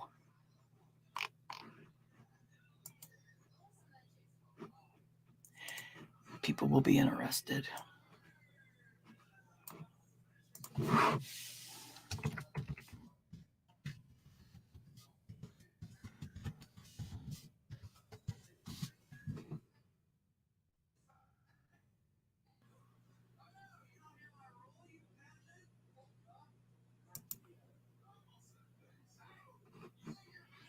Let's see how that works.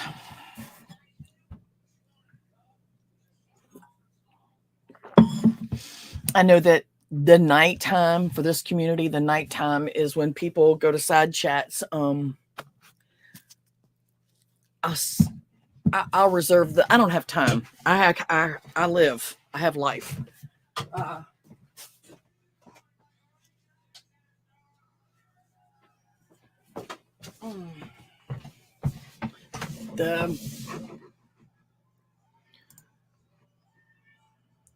We don't have. I just can't do the nighttime chats. There are times where I'm up at night, but I'm working. I can't do that. So I like my daytime ones. I used to do them years ago, and I really enjoyed my coffee chats.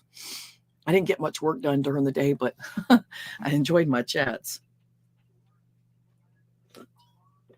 And they didn't hurt anybody. That was always very important to me. It was never focused on it. It was just talking in general, and I wanted to hear the stories of the people that I spoke to. Very few people showed up in the beginning, but then they started coming regular, and they were expecting it, and they would say, got my coffee brewing. I'm ready to go. Kids are off to school.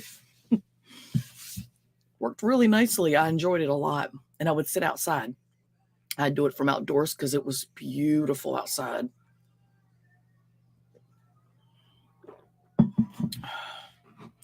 I was actually on a morning chat when we found out Prince died. It came over and somebody said Prince had died.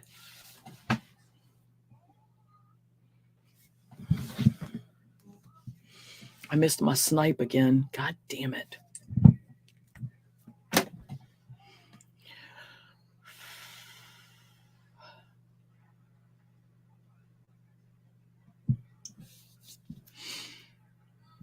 Maybe somebody decided to say something because, the drama. The damn drama.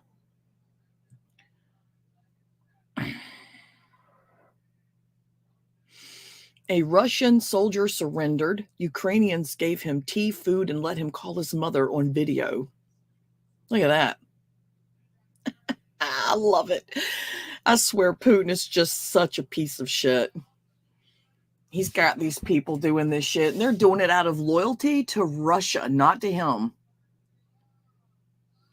No one's loyal to him. They're scared of him. They don't like him. They're scared of him. He's already shown what he'll do. You know, you always show people what you're capable of so that they'll do what you want.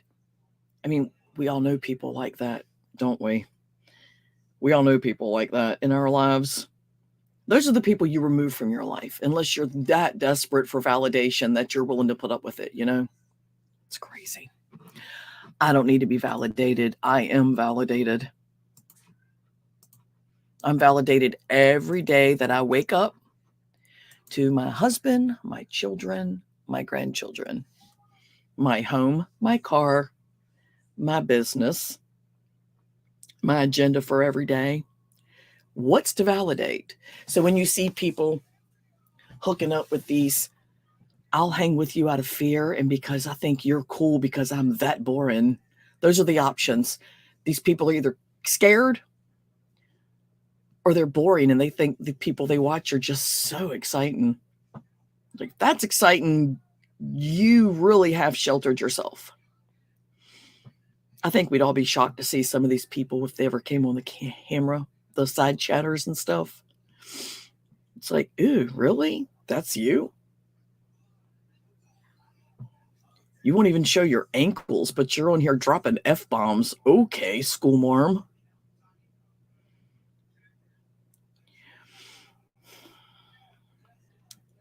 I like that shelf. Let me get the shelf. Nailed it. Fuck them. The hell? She's too big to be a model.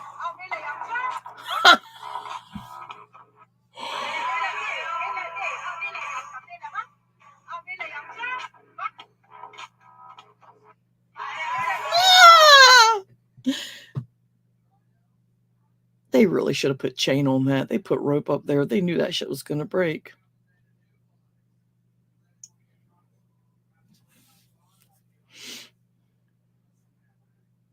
Oh.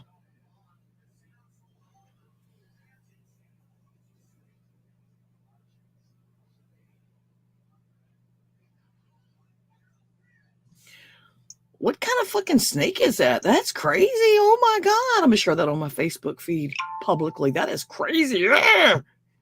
See if anyone answered it.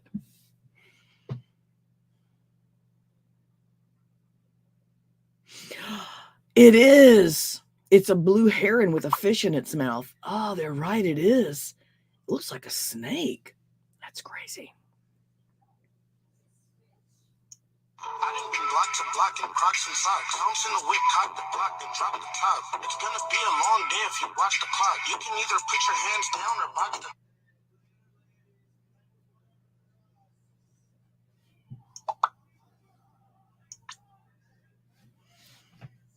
Oh, I'm ignoring my side chat again. I'm sorry. Good, there's no one here. I'm not ignoring anybody. Some people stopped in because they saw the word drama in the title. And they were like, oh, this sucks. I got to go back to my boring life. She's not being dramatic. That's never been my gig. Sorry. I don't do drama. I do put it out there and let it lay there. That's where it belongs.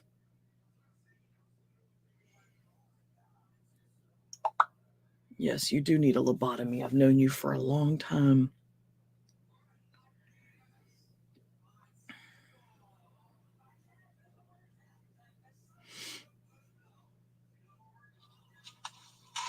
Oh!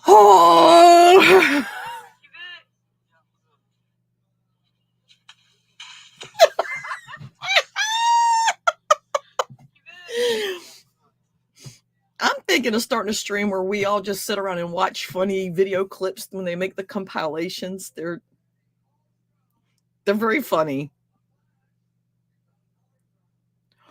Oh, that's adorable. Baby's first climb. Oh my God. You guys, can you see this? Look at that baby bear. Oh my God. I just want to go pick it up. But mom would kill me, so fuck that.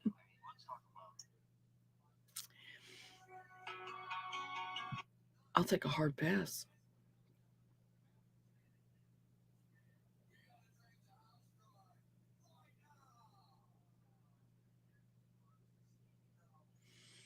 That's awesome. The tallest tree in Wales got damaged by a storm and was supposed to be cut down. Instead, chainsaw artist Simon O'Rourke found a better solution to symbolize the tree's last attempt to reach the sky. That is fucking amazing. I thought that was a real man's hand and arm. Look. He did chainsaw art and made that out of the tree. That is phenomenal. That's so cool.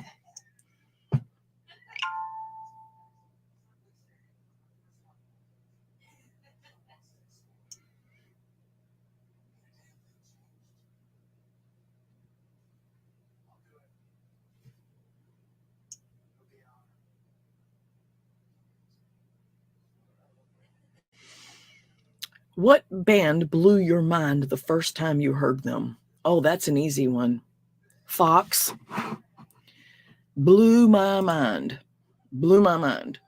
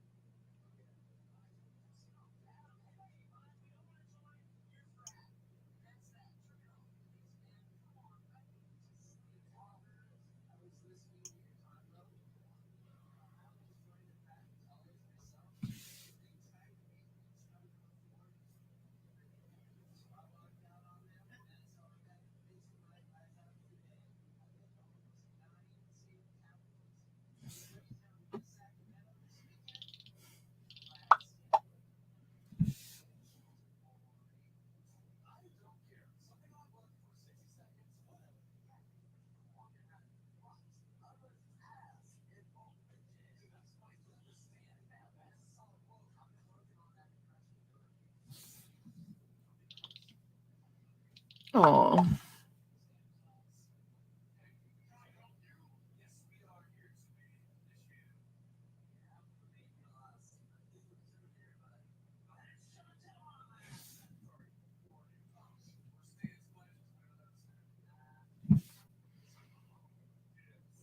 Oh, there's an escape room place in Jacksonville. Oh.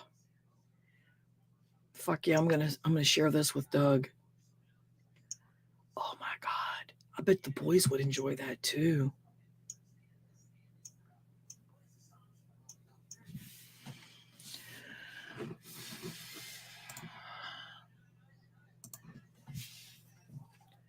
That's crazy good, man. I can't wait to go to that.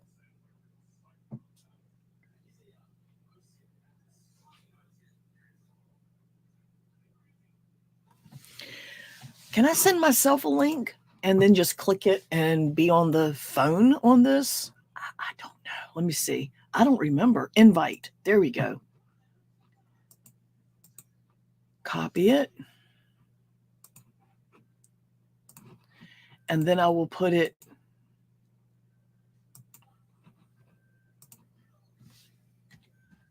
I'll just send it to myself right here.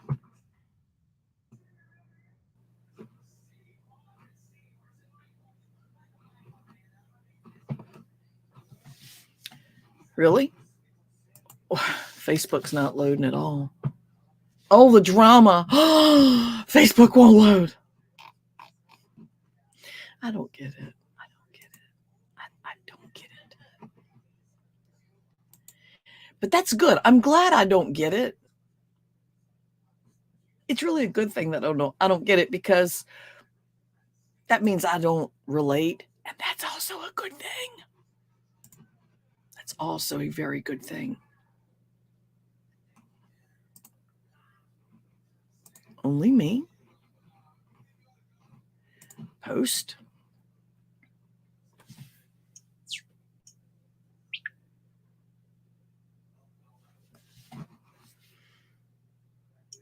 This might work.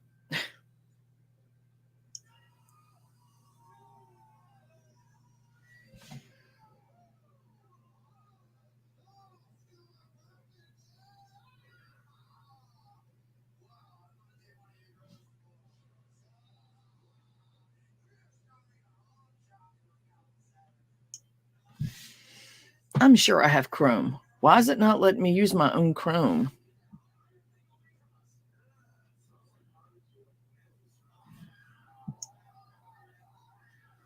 This is peculiar. Copy the link.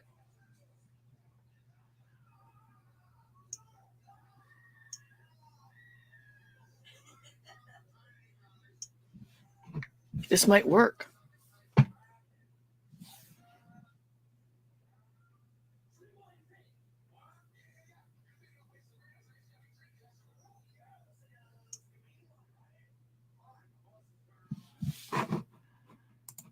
Am I added here? What is going on?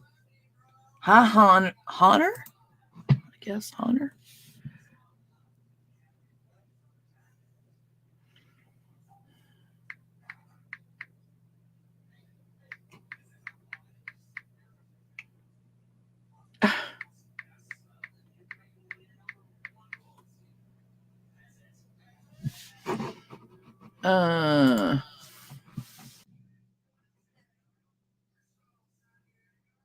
Gonna mute.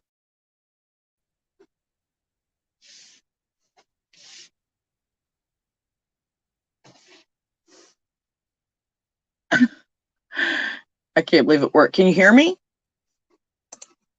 I have my audio down. Okay, can you hear me?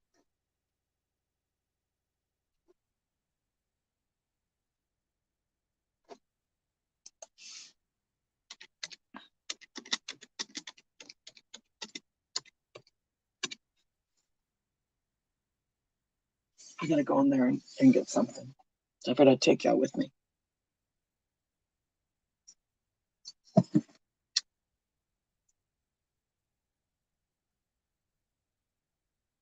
Okay, good.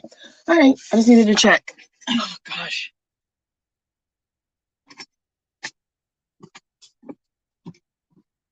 You know what? I'm gonna get my coffee cup. Fuck that. Get me some more coffee while I'm out here.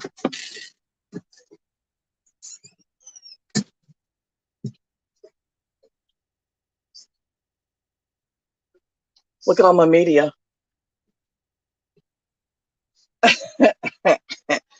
Each board is 10 feet long. There's 4 of them. And that's not all of it. Some of it won't fit. I have too much shit. I ain't playing no games when it comes to reselling. I'm making that money. Fuck it, right?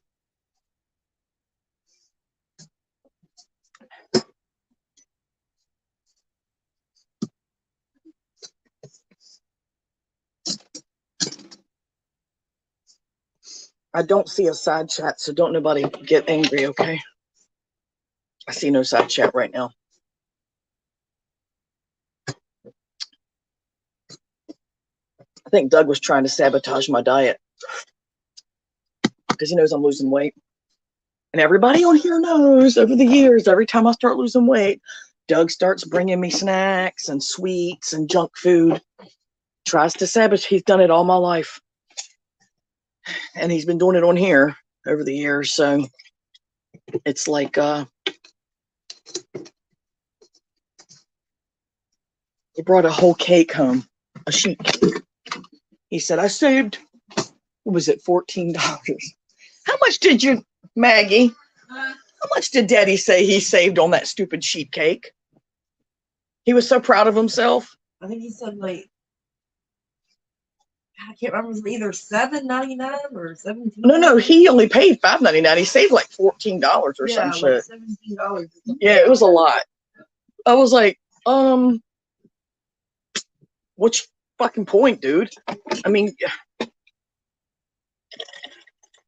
it's a cake. We don't need cake. Well, just a snack. Yeah, but it says it feeds like 25 fucking people. There's not 25 people in this house. So I just have to walk twice as much. Don't you know?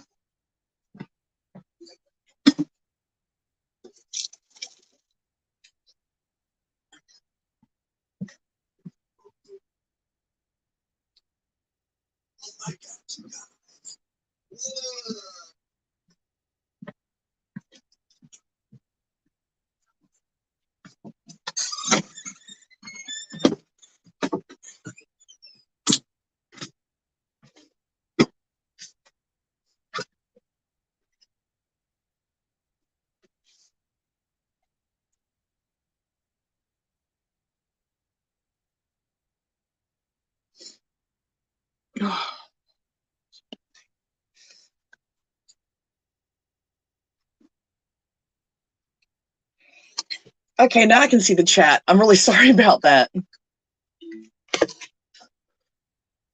I I thought for sure I would talk. Oh, you know what I can do? I was going to say, I thought I was going to talk while I worked, but now I ended up just fucking talking. But what I can do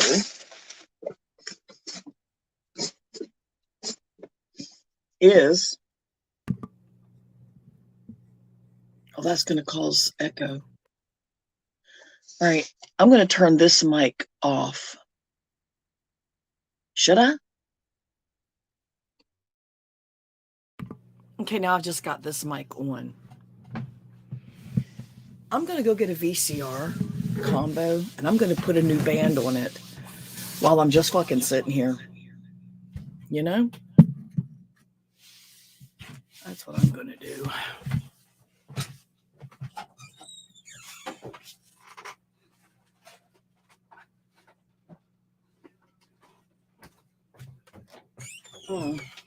I know this one has a problem cutting off. This one cuts off when you use the VCR. It's got it right here. VCR use shuts off machine. So, damn it. It's the wrong one.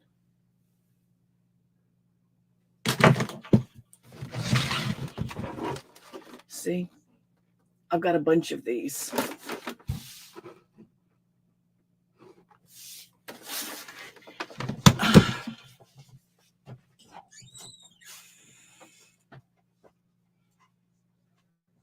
Mag, do you know where Dad's drill is? Do you know where a Phillips head is? Well, shit. I'm not going to get anything done today. I can't even do this.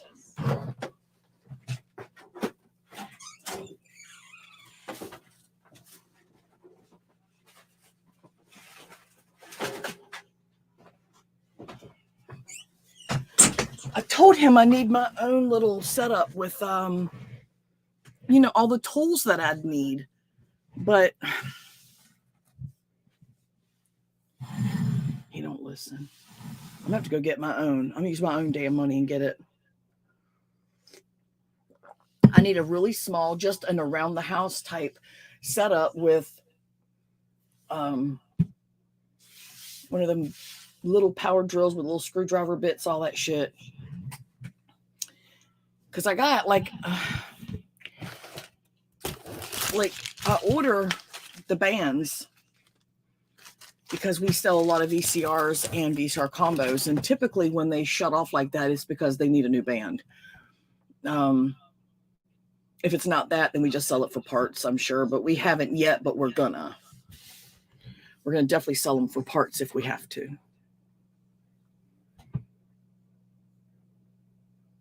Why is there audio? There shouldn't be audio. I'm going to turn this down. Okay. Still audio. What the? Okay. How about now? Okay. All right. Got it.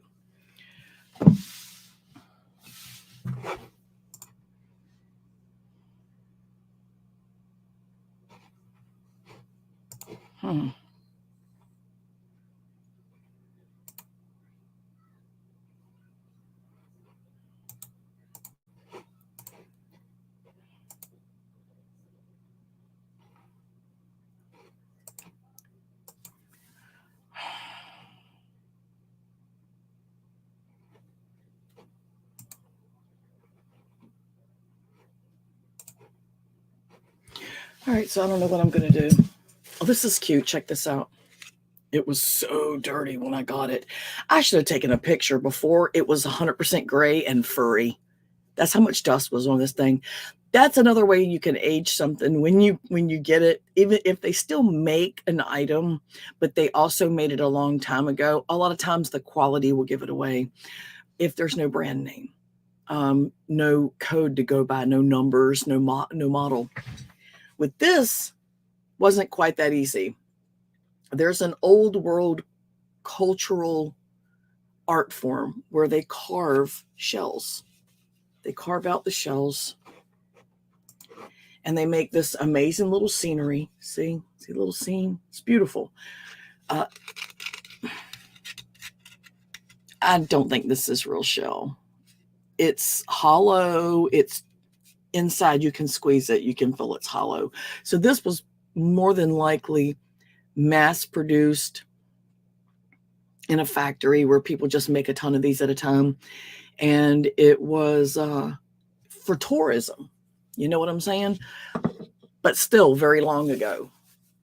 They're not that easy to find because they do break. The parts are very intricate. This thing was gray and covered. It was just like fluffy, smooth, because it was so covered in dirt. So I've got like old makeup brushes. I mean, I'm a reseller. I got a ton of different shit. So I save a lot of that shit for help when I clean things. If I come across clothes that are no good to sell and no one's really going to want to buy them, we tear them up and we use them for rags for cleaning other items that we do sell. Right. Scrimshaw, kind of like Scrimshaw. This is a little more deep than Scrimshaw, which is just basically a lot of lines. This has got depth. This is like literally 3D. And this, I've sold Scrimshaw before, and it sells really well. Long time ago, years and years and years ago, back when we lived in NC, I've sold Scrimshaw. It was panels in a bracelet. It was so pretty. Oh, it was so pretty. And it was old and it was in great shape. There was no tarnishing, nothing. But look, see, this little scenery, none of that was colored. The blue water, the red, I could barely make out the red. That was it. This thing was gross. So I just said, fuck it. I got the old toothbrush that we have out.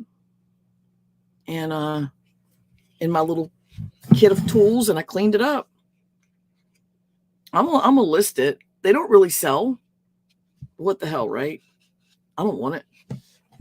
I know Will likes Asian stuff, but I don't know if he'd like this. This thing was really bad off. It's spotless now. It's very clean.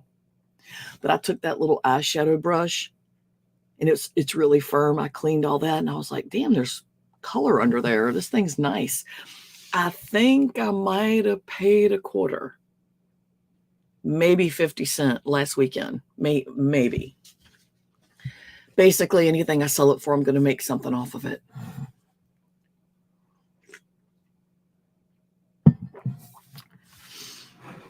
I'm not 100% sure because I haven't sold Scrimshaw or come across any in a long time, but I think that was a form of like Dutch art for jewelry. Let me Google it.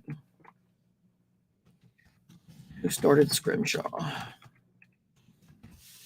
How do you know about Scrimshaw? I don't know who you are, so fill me in. New England. Scrimshaw are objects created by whalers from the byproduct. Yes, they would use bone. Real Scrimshaw was bone. Teeth, yeah. It was first done by sailors working on whaling ships out of the coast of New England. Oh, it's the United States. What? Oh, they've got it in Australia too. Between 1745 and 1759 until the moratorium of commercial whaling in 1986. So the only way you can sell bone, teeth,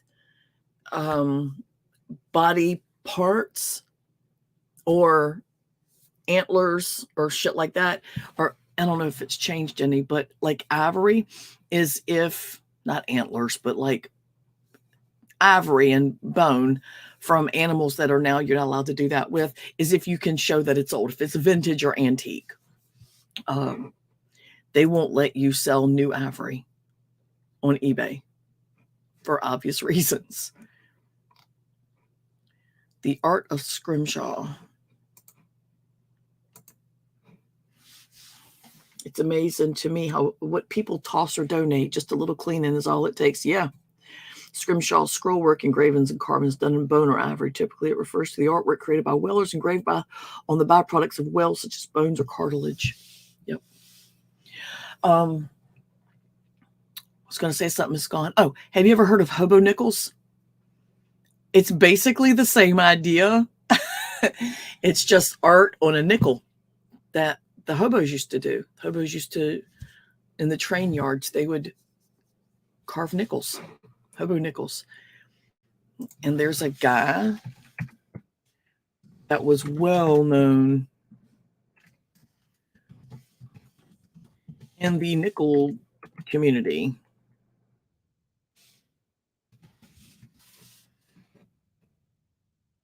Name is Mike Pizak. Pretty sure.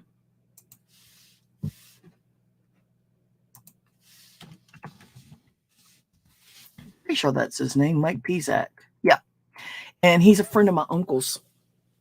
And he made me, I helped him out with something once a couple years back. And he was really appreciative. And he asked me what I would like. And I said, I would like a Betty Boop nickel for my daughter. And he'd never made one, but he made me one and sent it to me in the mail with a note thanking me for helping him and my uncle. So that was cool. I still have it. I'm sure it's stored in the stuff with the RV, where the RV's at. But I have the only Betty Boop nickel Mike Pizak ever made. He used to be a jeweler in Las Vegas, I believe is where he was from. And he made jewelry, custom. He was in big demand. And he retired and started doing hobo nickels.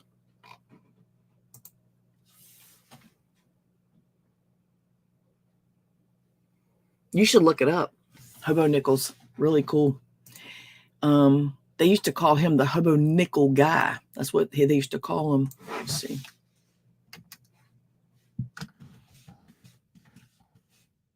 I think he stopped doing it. There was some kind of a fallout in the community.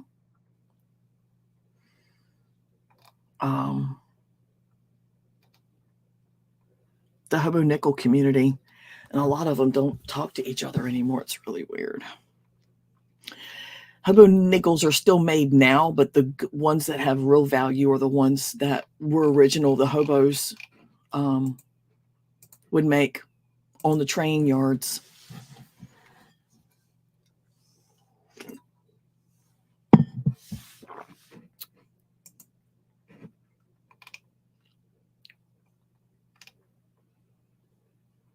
Trying to find, yeah, just look up hobo nickel.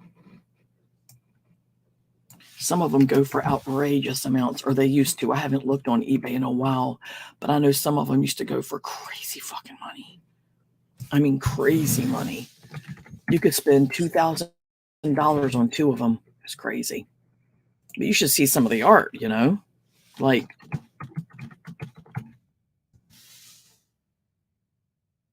I just typed in hobo nickel on eBay. See what we get out of that.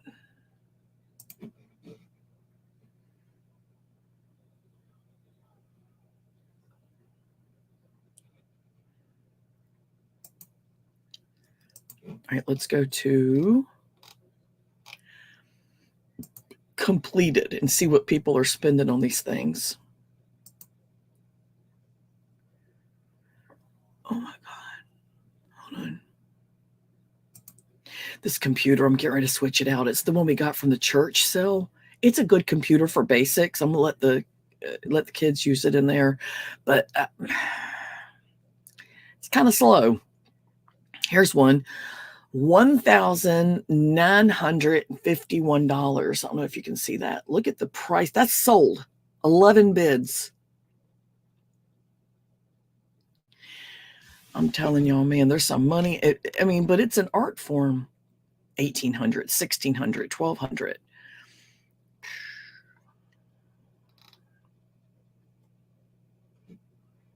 Here's an old one that someone did. This is one of the old hobo ones. They do really well too. It's just a basic man. See that man's face? $898. 16 bids. That's what I'm talking about. I would love to find a whole sleeve of hobos. That would be crazy. That would be insane. I'd lose my mind if I was out doing my flea market, my thrifting, or my yard sales and found somebody selling a whole sleeve of the nickels for like $20. I'd shit my pants.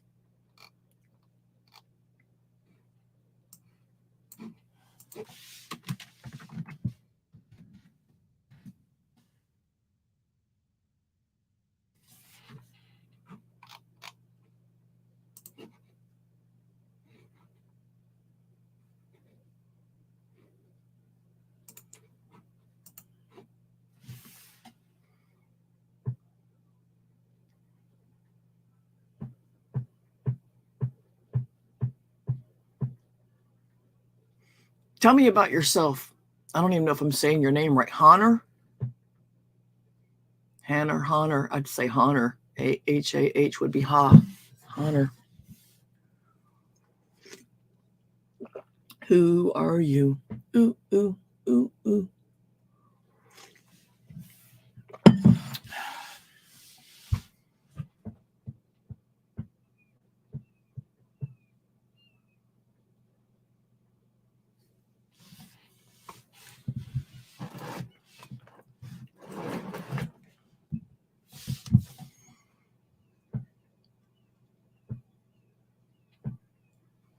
I would tell you about myself, but it's all on my channel. Over the years, it's all there. It's all there.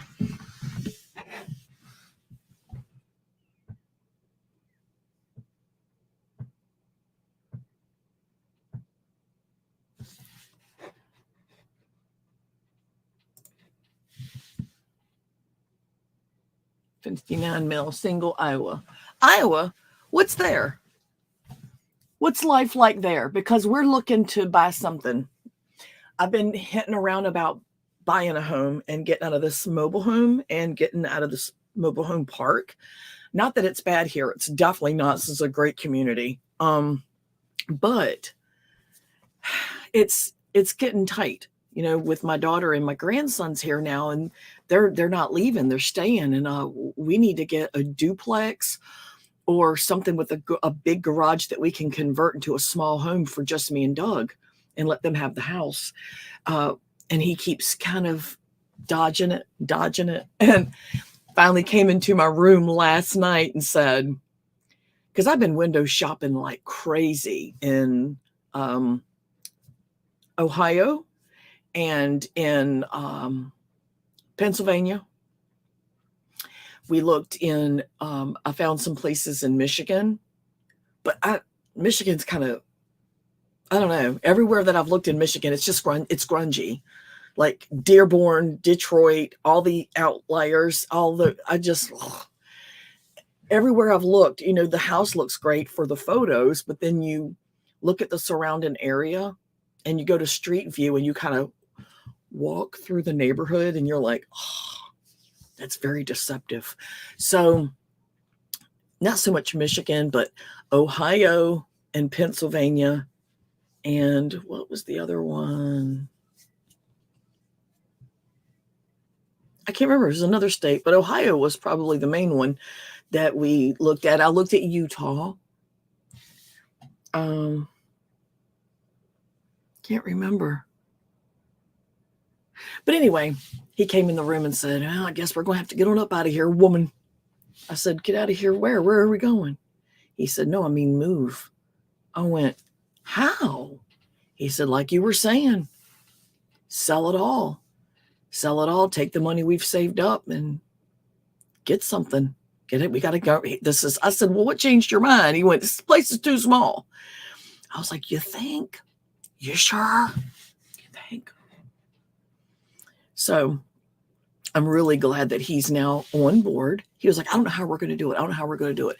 And I said, like we've done at every other place we've ever bought. I tell you to shut up and make the money, give the money to me, and I will find the home. He went, whatever. Every single time, he's always the negative Nan. We ain't going to be able to get nothing. We're not going to be able to find nothing. Blah, blah, blah, blah, blah. Nothing in the price range. And I'm like, shut up. I will find it. I have found everyone we've ever bought. I will find it again. But we're open to moving because it's just Jacksonville, Florida is in the top of the top rung of high rent, increased rent. I mean, the rent's going up here like crazy. And like for just this lot, what is our base lot rent? $460, which is crazy. It's the lot. We own the home, but you know, whatever. I don't want that. Why did it do that? Why did it do that? Okay.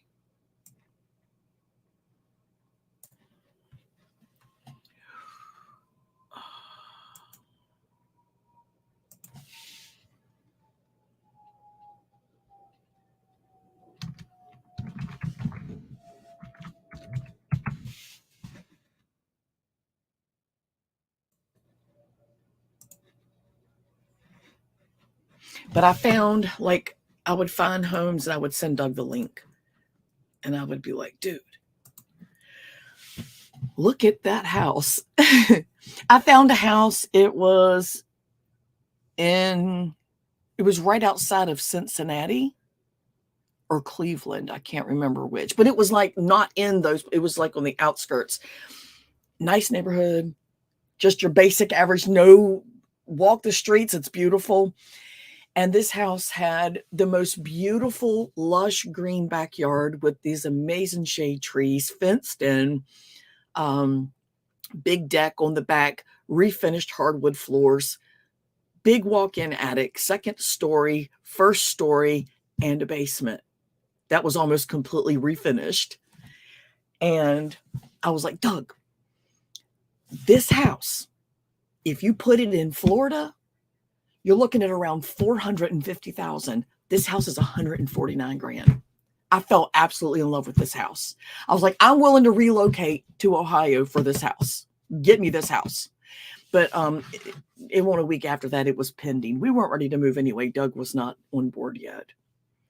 But I keep finding that, like, if you take that house and you put it in Colorado, or you take that house and you put it in Florida, you can triple it, because location, location, location. And it is nice to live in a tropical area like this. Well, it's as close to tropical as you're going to get for down south here, where people come here to vacation from around the world.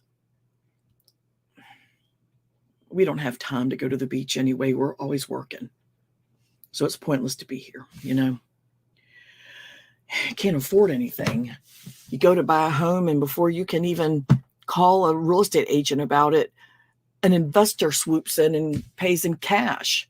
Nobody can get a home around here. You have to be super fast, because the investors are just swooping in. And then, of course, once they flipped them and they fixed them up, then they go on the market for the average Joe to buy after all the work's been done and the price is through the roof. So hopefully, I do know Ohio's got good picking. They got great thrift stores. And when their yard sales start, they have good ones. I know Pennsylvania does as well. And Utah, really good. So we're considering it based on the cost of real estate and the ability to do this full time. So he doesn't have to work. We want to do it that's it. This is what we do. Like 3 days a week we'll source, and then the rest of the week we'll package and ship, and photograph and list, you know. That's what we want to do. Really. But is there anything to do? Because, you know, we're going to have the boys with us, and we want to make sure there's stuff to do. Like here, we have the beach, we have the zoo, we have the manatee spotting, we have deep sea fishing, we've got the alligator farms. There's a lot to do in Florida if you've got kids. This is a great place for kids.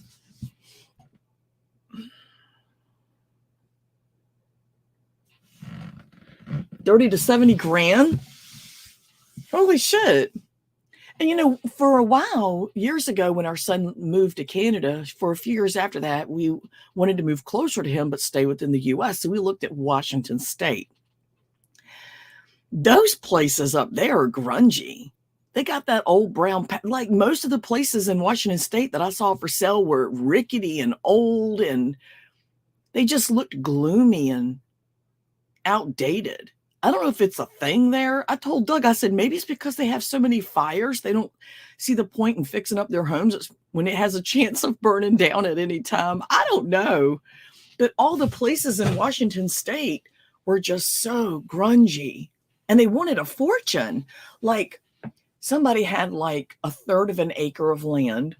No, it wasn't. It was like 1/4 of an acre. 1/4 of an acre of land and an RV, like a park model, you know, where you have to be plumbed in. And they wanted like $120,000. I was like, it's Washington State. It's a freaking RV. What? No. So we were done with that one. We were done. I was like, Washington State is not exactly a go-getter vacation location. So why they're charging what they're charging for property there is beyond me. I don't get it. It's not like it's in the city and shit, you know. Like I know some people want to buy a condo or get a studio. They buy a studio apartment in the city because they do work in Seattle and they have a social life, all that shit. But that's not what this was. This was in the fucking woods somewhere, you know.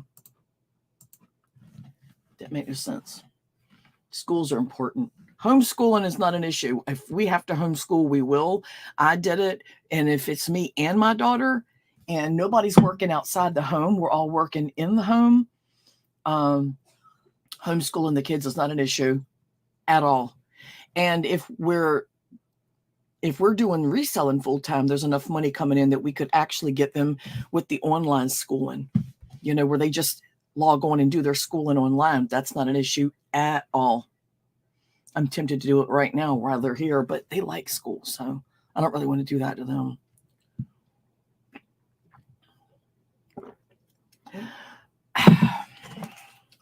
What is on?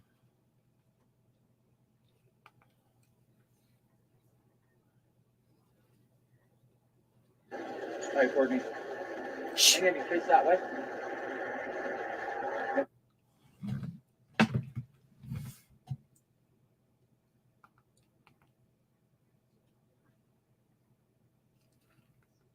Yeah. Putin said they were targeting military locations and facilities, and they're literally bombing urban areas, homes, apartments, populated towns where there's no military anything. He's just a pig. He's a fucking pig. Joining us now to discuss.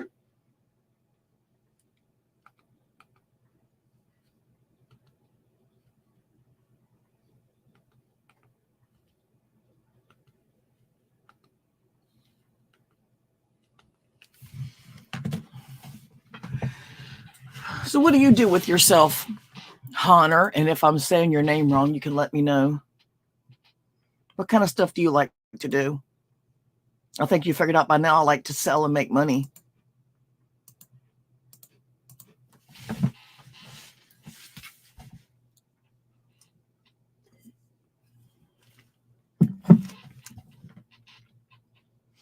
I hope we can find a place here. I really want to stay here. The only problem is affordability.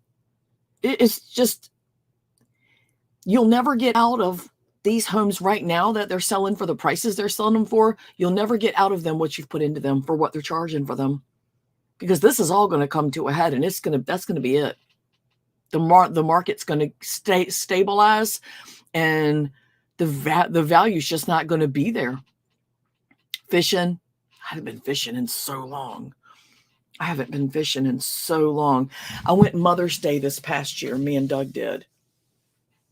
And I really didn't fish. I mean, I did. I held the fishing pole, but it just didn't feel like I was fishing.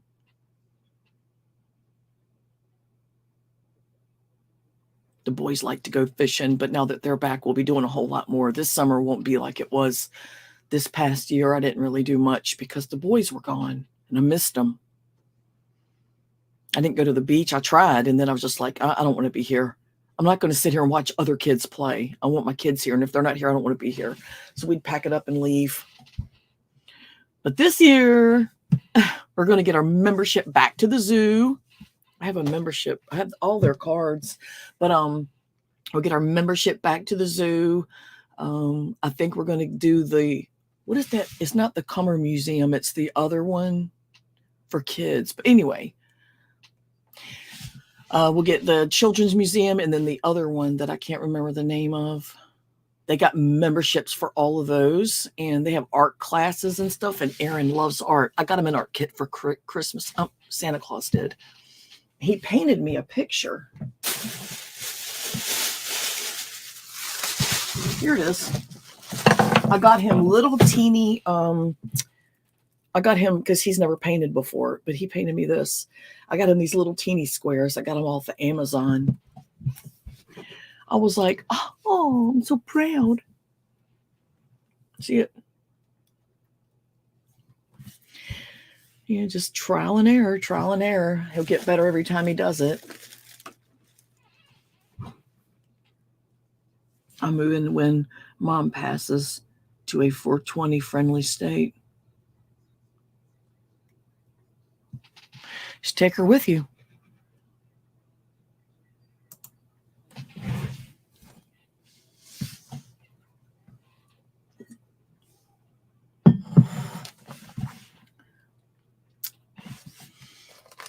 I got a lot of jewelry to list. I got a lot of shit to list. I really need to get on it.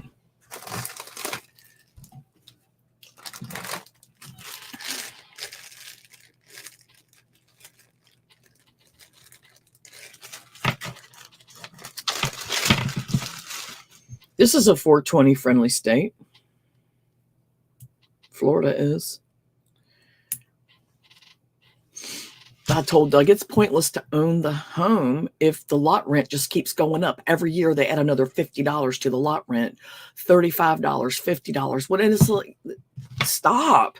And that's what happens when all these corporate real estate investors buy mobile home parks, I'm sorry.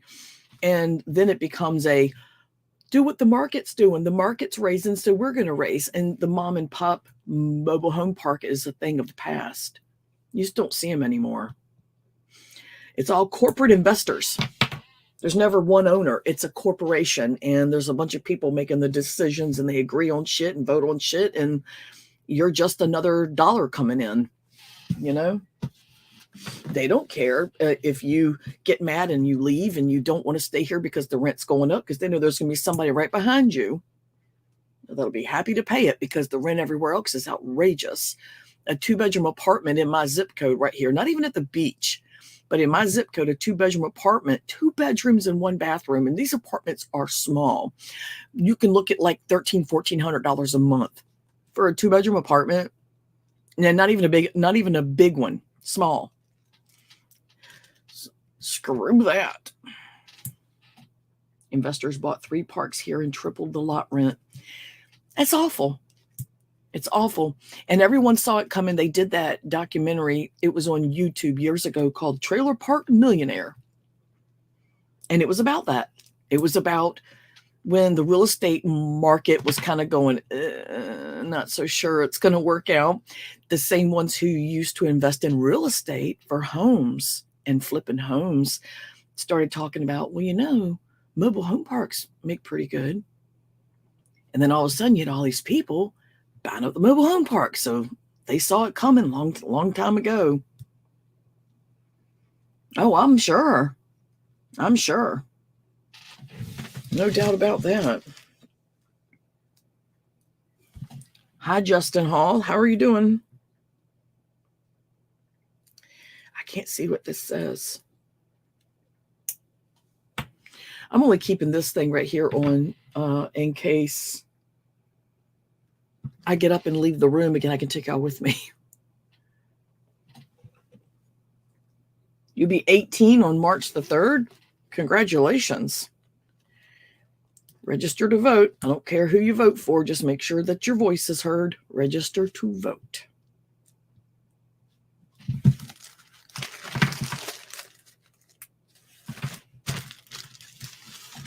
This was 3 years ago when that happened. You know, Walmart tried to buy the mobile home park we lived in between 98, November of 98 and July of 2004. That's how long we lived there. Well, we had a mobile home that we owned, and it was there. And we traveled quite a bit for Doug's job, but we always went back to our home. We paid the rent when we were on the road. We still paid our rent, but yeah, that's what happened. Walmart tried to buy the park, and the people in the park fought it. We had a giant community yard sale, raised the money up for any court filings we had to pay for, found an attorney in Tampa that took the case pro bono, And Walmart backed out and said it was bad for their image and they weren't going to put a bunch of people on the street.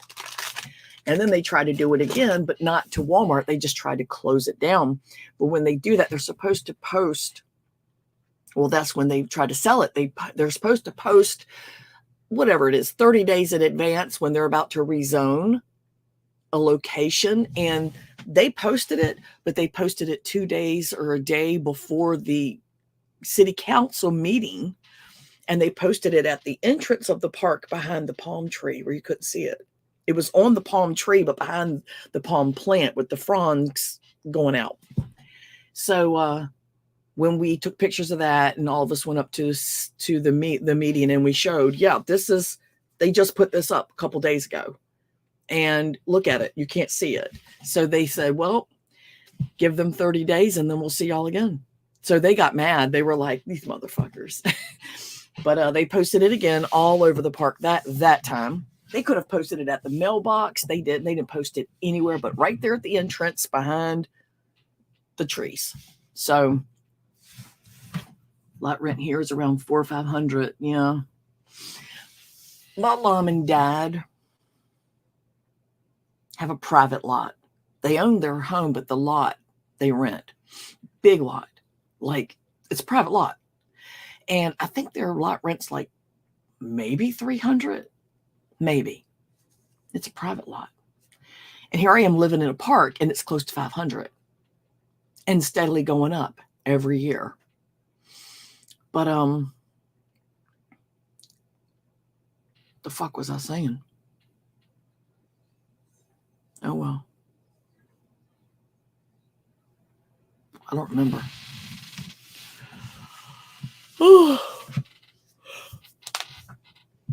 Let me get off here or I'm not going to get anything done. I'm not going to get shit done if I keep sitting here chatting. Oh, yeah, the double wide's always higher. Oh, I remember. So when Walmart backed out, because they hadn't done a traffic study. They hadn't done a wildlife impact study, nothing. And that's all required. So we pointed out, where's your wildlife study? Your wildlife impact study, because then we knew we had to find at least one migrating animal that used our mobile home park wildlife area, the trees and the creek right there during their migration. And we found 3. So they were protected. They couldn't do nothing. They said, as long as they're there and they come every year, we can't do anything. And so they couldn't even find another buyer after Walmart pulled out. And then eventually they just decided, we're just shutting the park down. How about that? Now, in Florida back then, I don't know about now, but back then, when you shut a mobile home park down, you have to wait 5 years, I think it was, before you can even post it for sale. It might have been more than 5 years, but they do that to protect the ones who live there from someone saying, well, we're just going to shut the park down and next week we're going to list it for sale, get around all the shit they're supposed to do.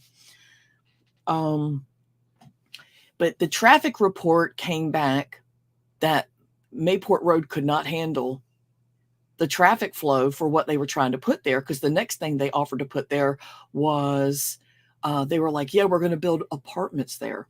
So they went before the city council saying, I know this is one of the only affordable housing areas for the rent's low, because every city has to, or every zip code has to have a certain percentage of what they considered affordable housing, which is a percentage of the rent in the area and a fraction of the rent. And we were a good chunk of it. And they said, but we're going to be putting up affordable housing for these people. And they said, so are they going to get dibs on the apartments when they're built? And they said, well, we hadn't arranged that. And then the woman said, one of the people on the city council, our member, obviously, that represented our district, didn't show up, even though everyone called him prior and he said he'd be there. And then she said, and where are these people supposed to live while you're building these apartments? Are you going to put tents up for them? No, ma'am. She said, so how does this work for them? And what do you consider affordable rent? And when he said it, she said, that's twice what they're paying now. She said, are you fighting for or against your efforts here? So they just got mad. I think I'm going to put that Ukrainian sunflower on those blanks. What blanks? So they just shut the park down. And when that was in 2004, we left in July of 2004 and moved to North Carolina. I came back here in 2015, and then Doug came right behind me. But we went to the old mobile home park. There was nothing built there. And I actually found in where our lot was, I found our old fence. It was still laying on the ground. They knocked it down. The mobile home obviously was gone. They hauled it off. I found my daughter's shoe. She's 31 now, by the way. I found her shoe, and there was a little branch, a little tree growing out of it, little teeny plant. I put that right in the trunk. I was like, oh my God, these are Madison's little platform shoes. And what else was it? Oh, I found my son's rollerblade. It was just crazy. I got teary because I was happy there. I was really happy when we lived there. And I was finding all this stuff on my lot. I found a broken bowl, found a plate, found some silverware, just walking through the weeds and just looking. And I'm like, oh my God, I hold something up. And I'm just like, it's crazy. I remember this shit. So North Carolina's on your list. I don't like North Carolina. I had to get the hell away from there, man. There was like nothing there. No opportunity. There were no decent jobs. There was no way to get to the jobs because everything's so far away from everything. But anyway, so shortly after we got here and settled in and had gone there, we went back again. And they were starting to build homes. And we've gone since then. And they're all built up. There's all homes back there. And it took them 11 years to do something with it. And that's something.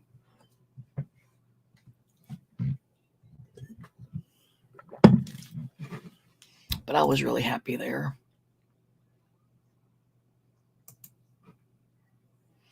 I just realized I'm getting low on bubble wrap.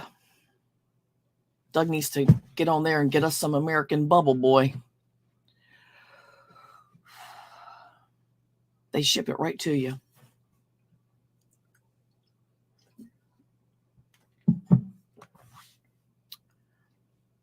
I might want to run a rag through my head. I went to bed last night with wet hair. But it smells good.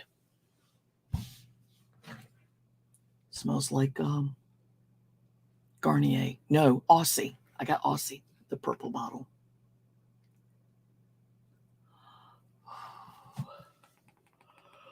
Oh.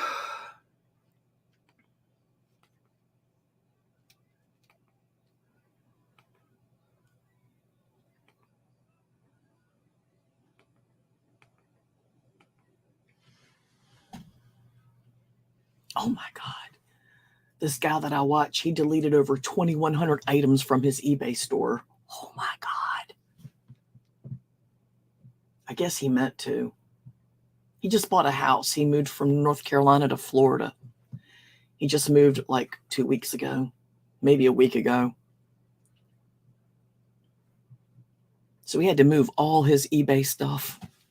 It's crazy. It took more than one trip too. Anyway. Oh. All right. Yeah, take care. I'm sorry I didn't see that. Oh, God, I wasn't looking. You have a good day. Thanks for stopping in, saying hi. All right. I'm going to bolt. I'm going to scram. I'm going to skedaddle. And go do life stuff. Oh. I'm just like really tired. I need to go for a walk and wake up. I need to get an espresso machine so that I can have stronger coffee. Isn't that the stronger coffee? Isn't that what that is?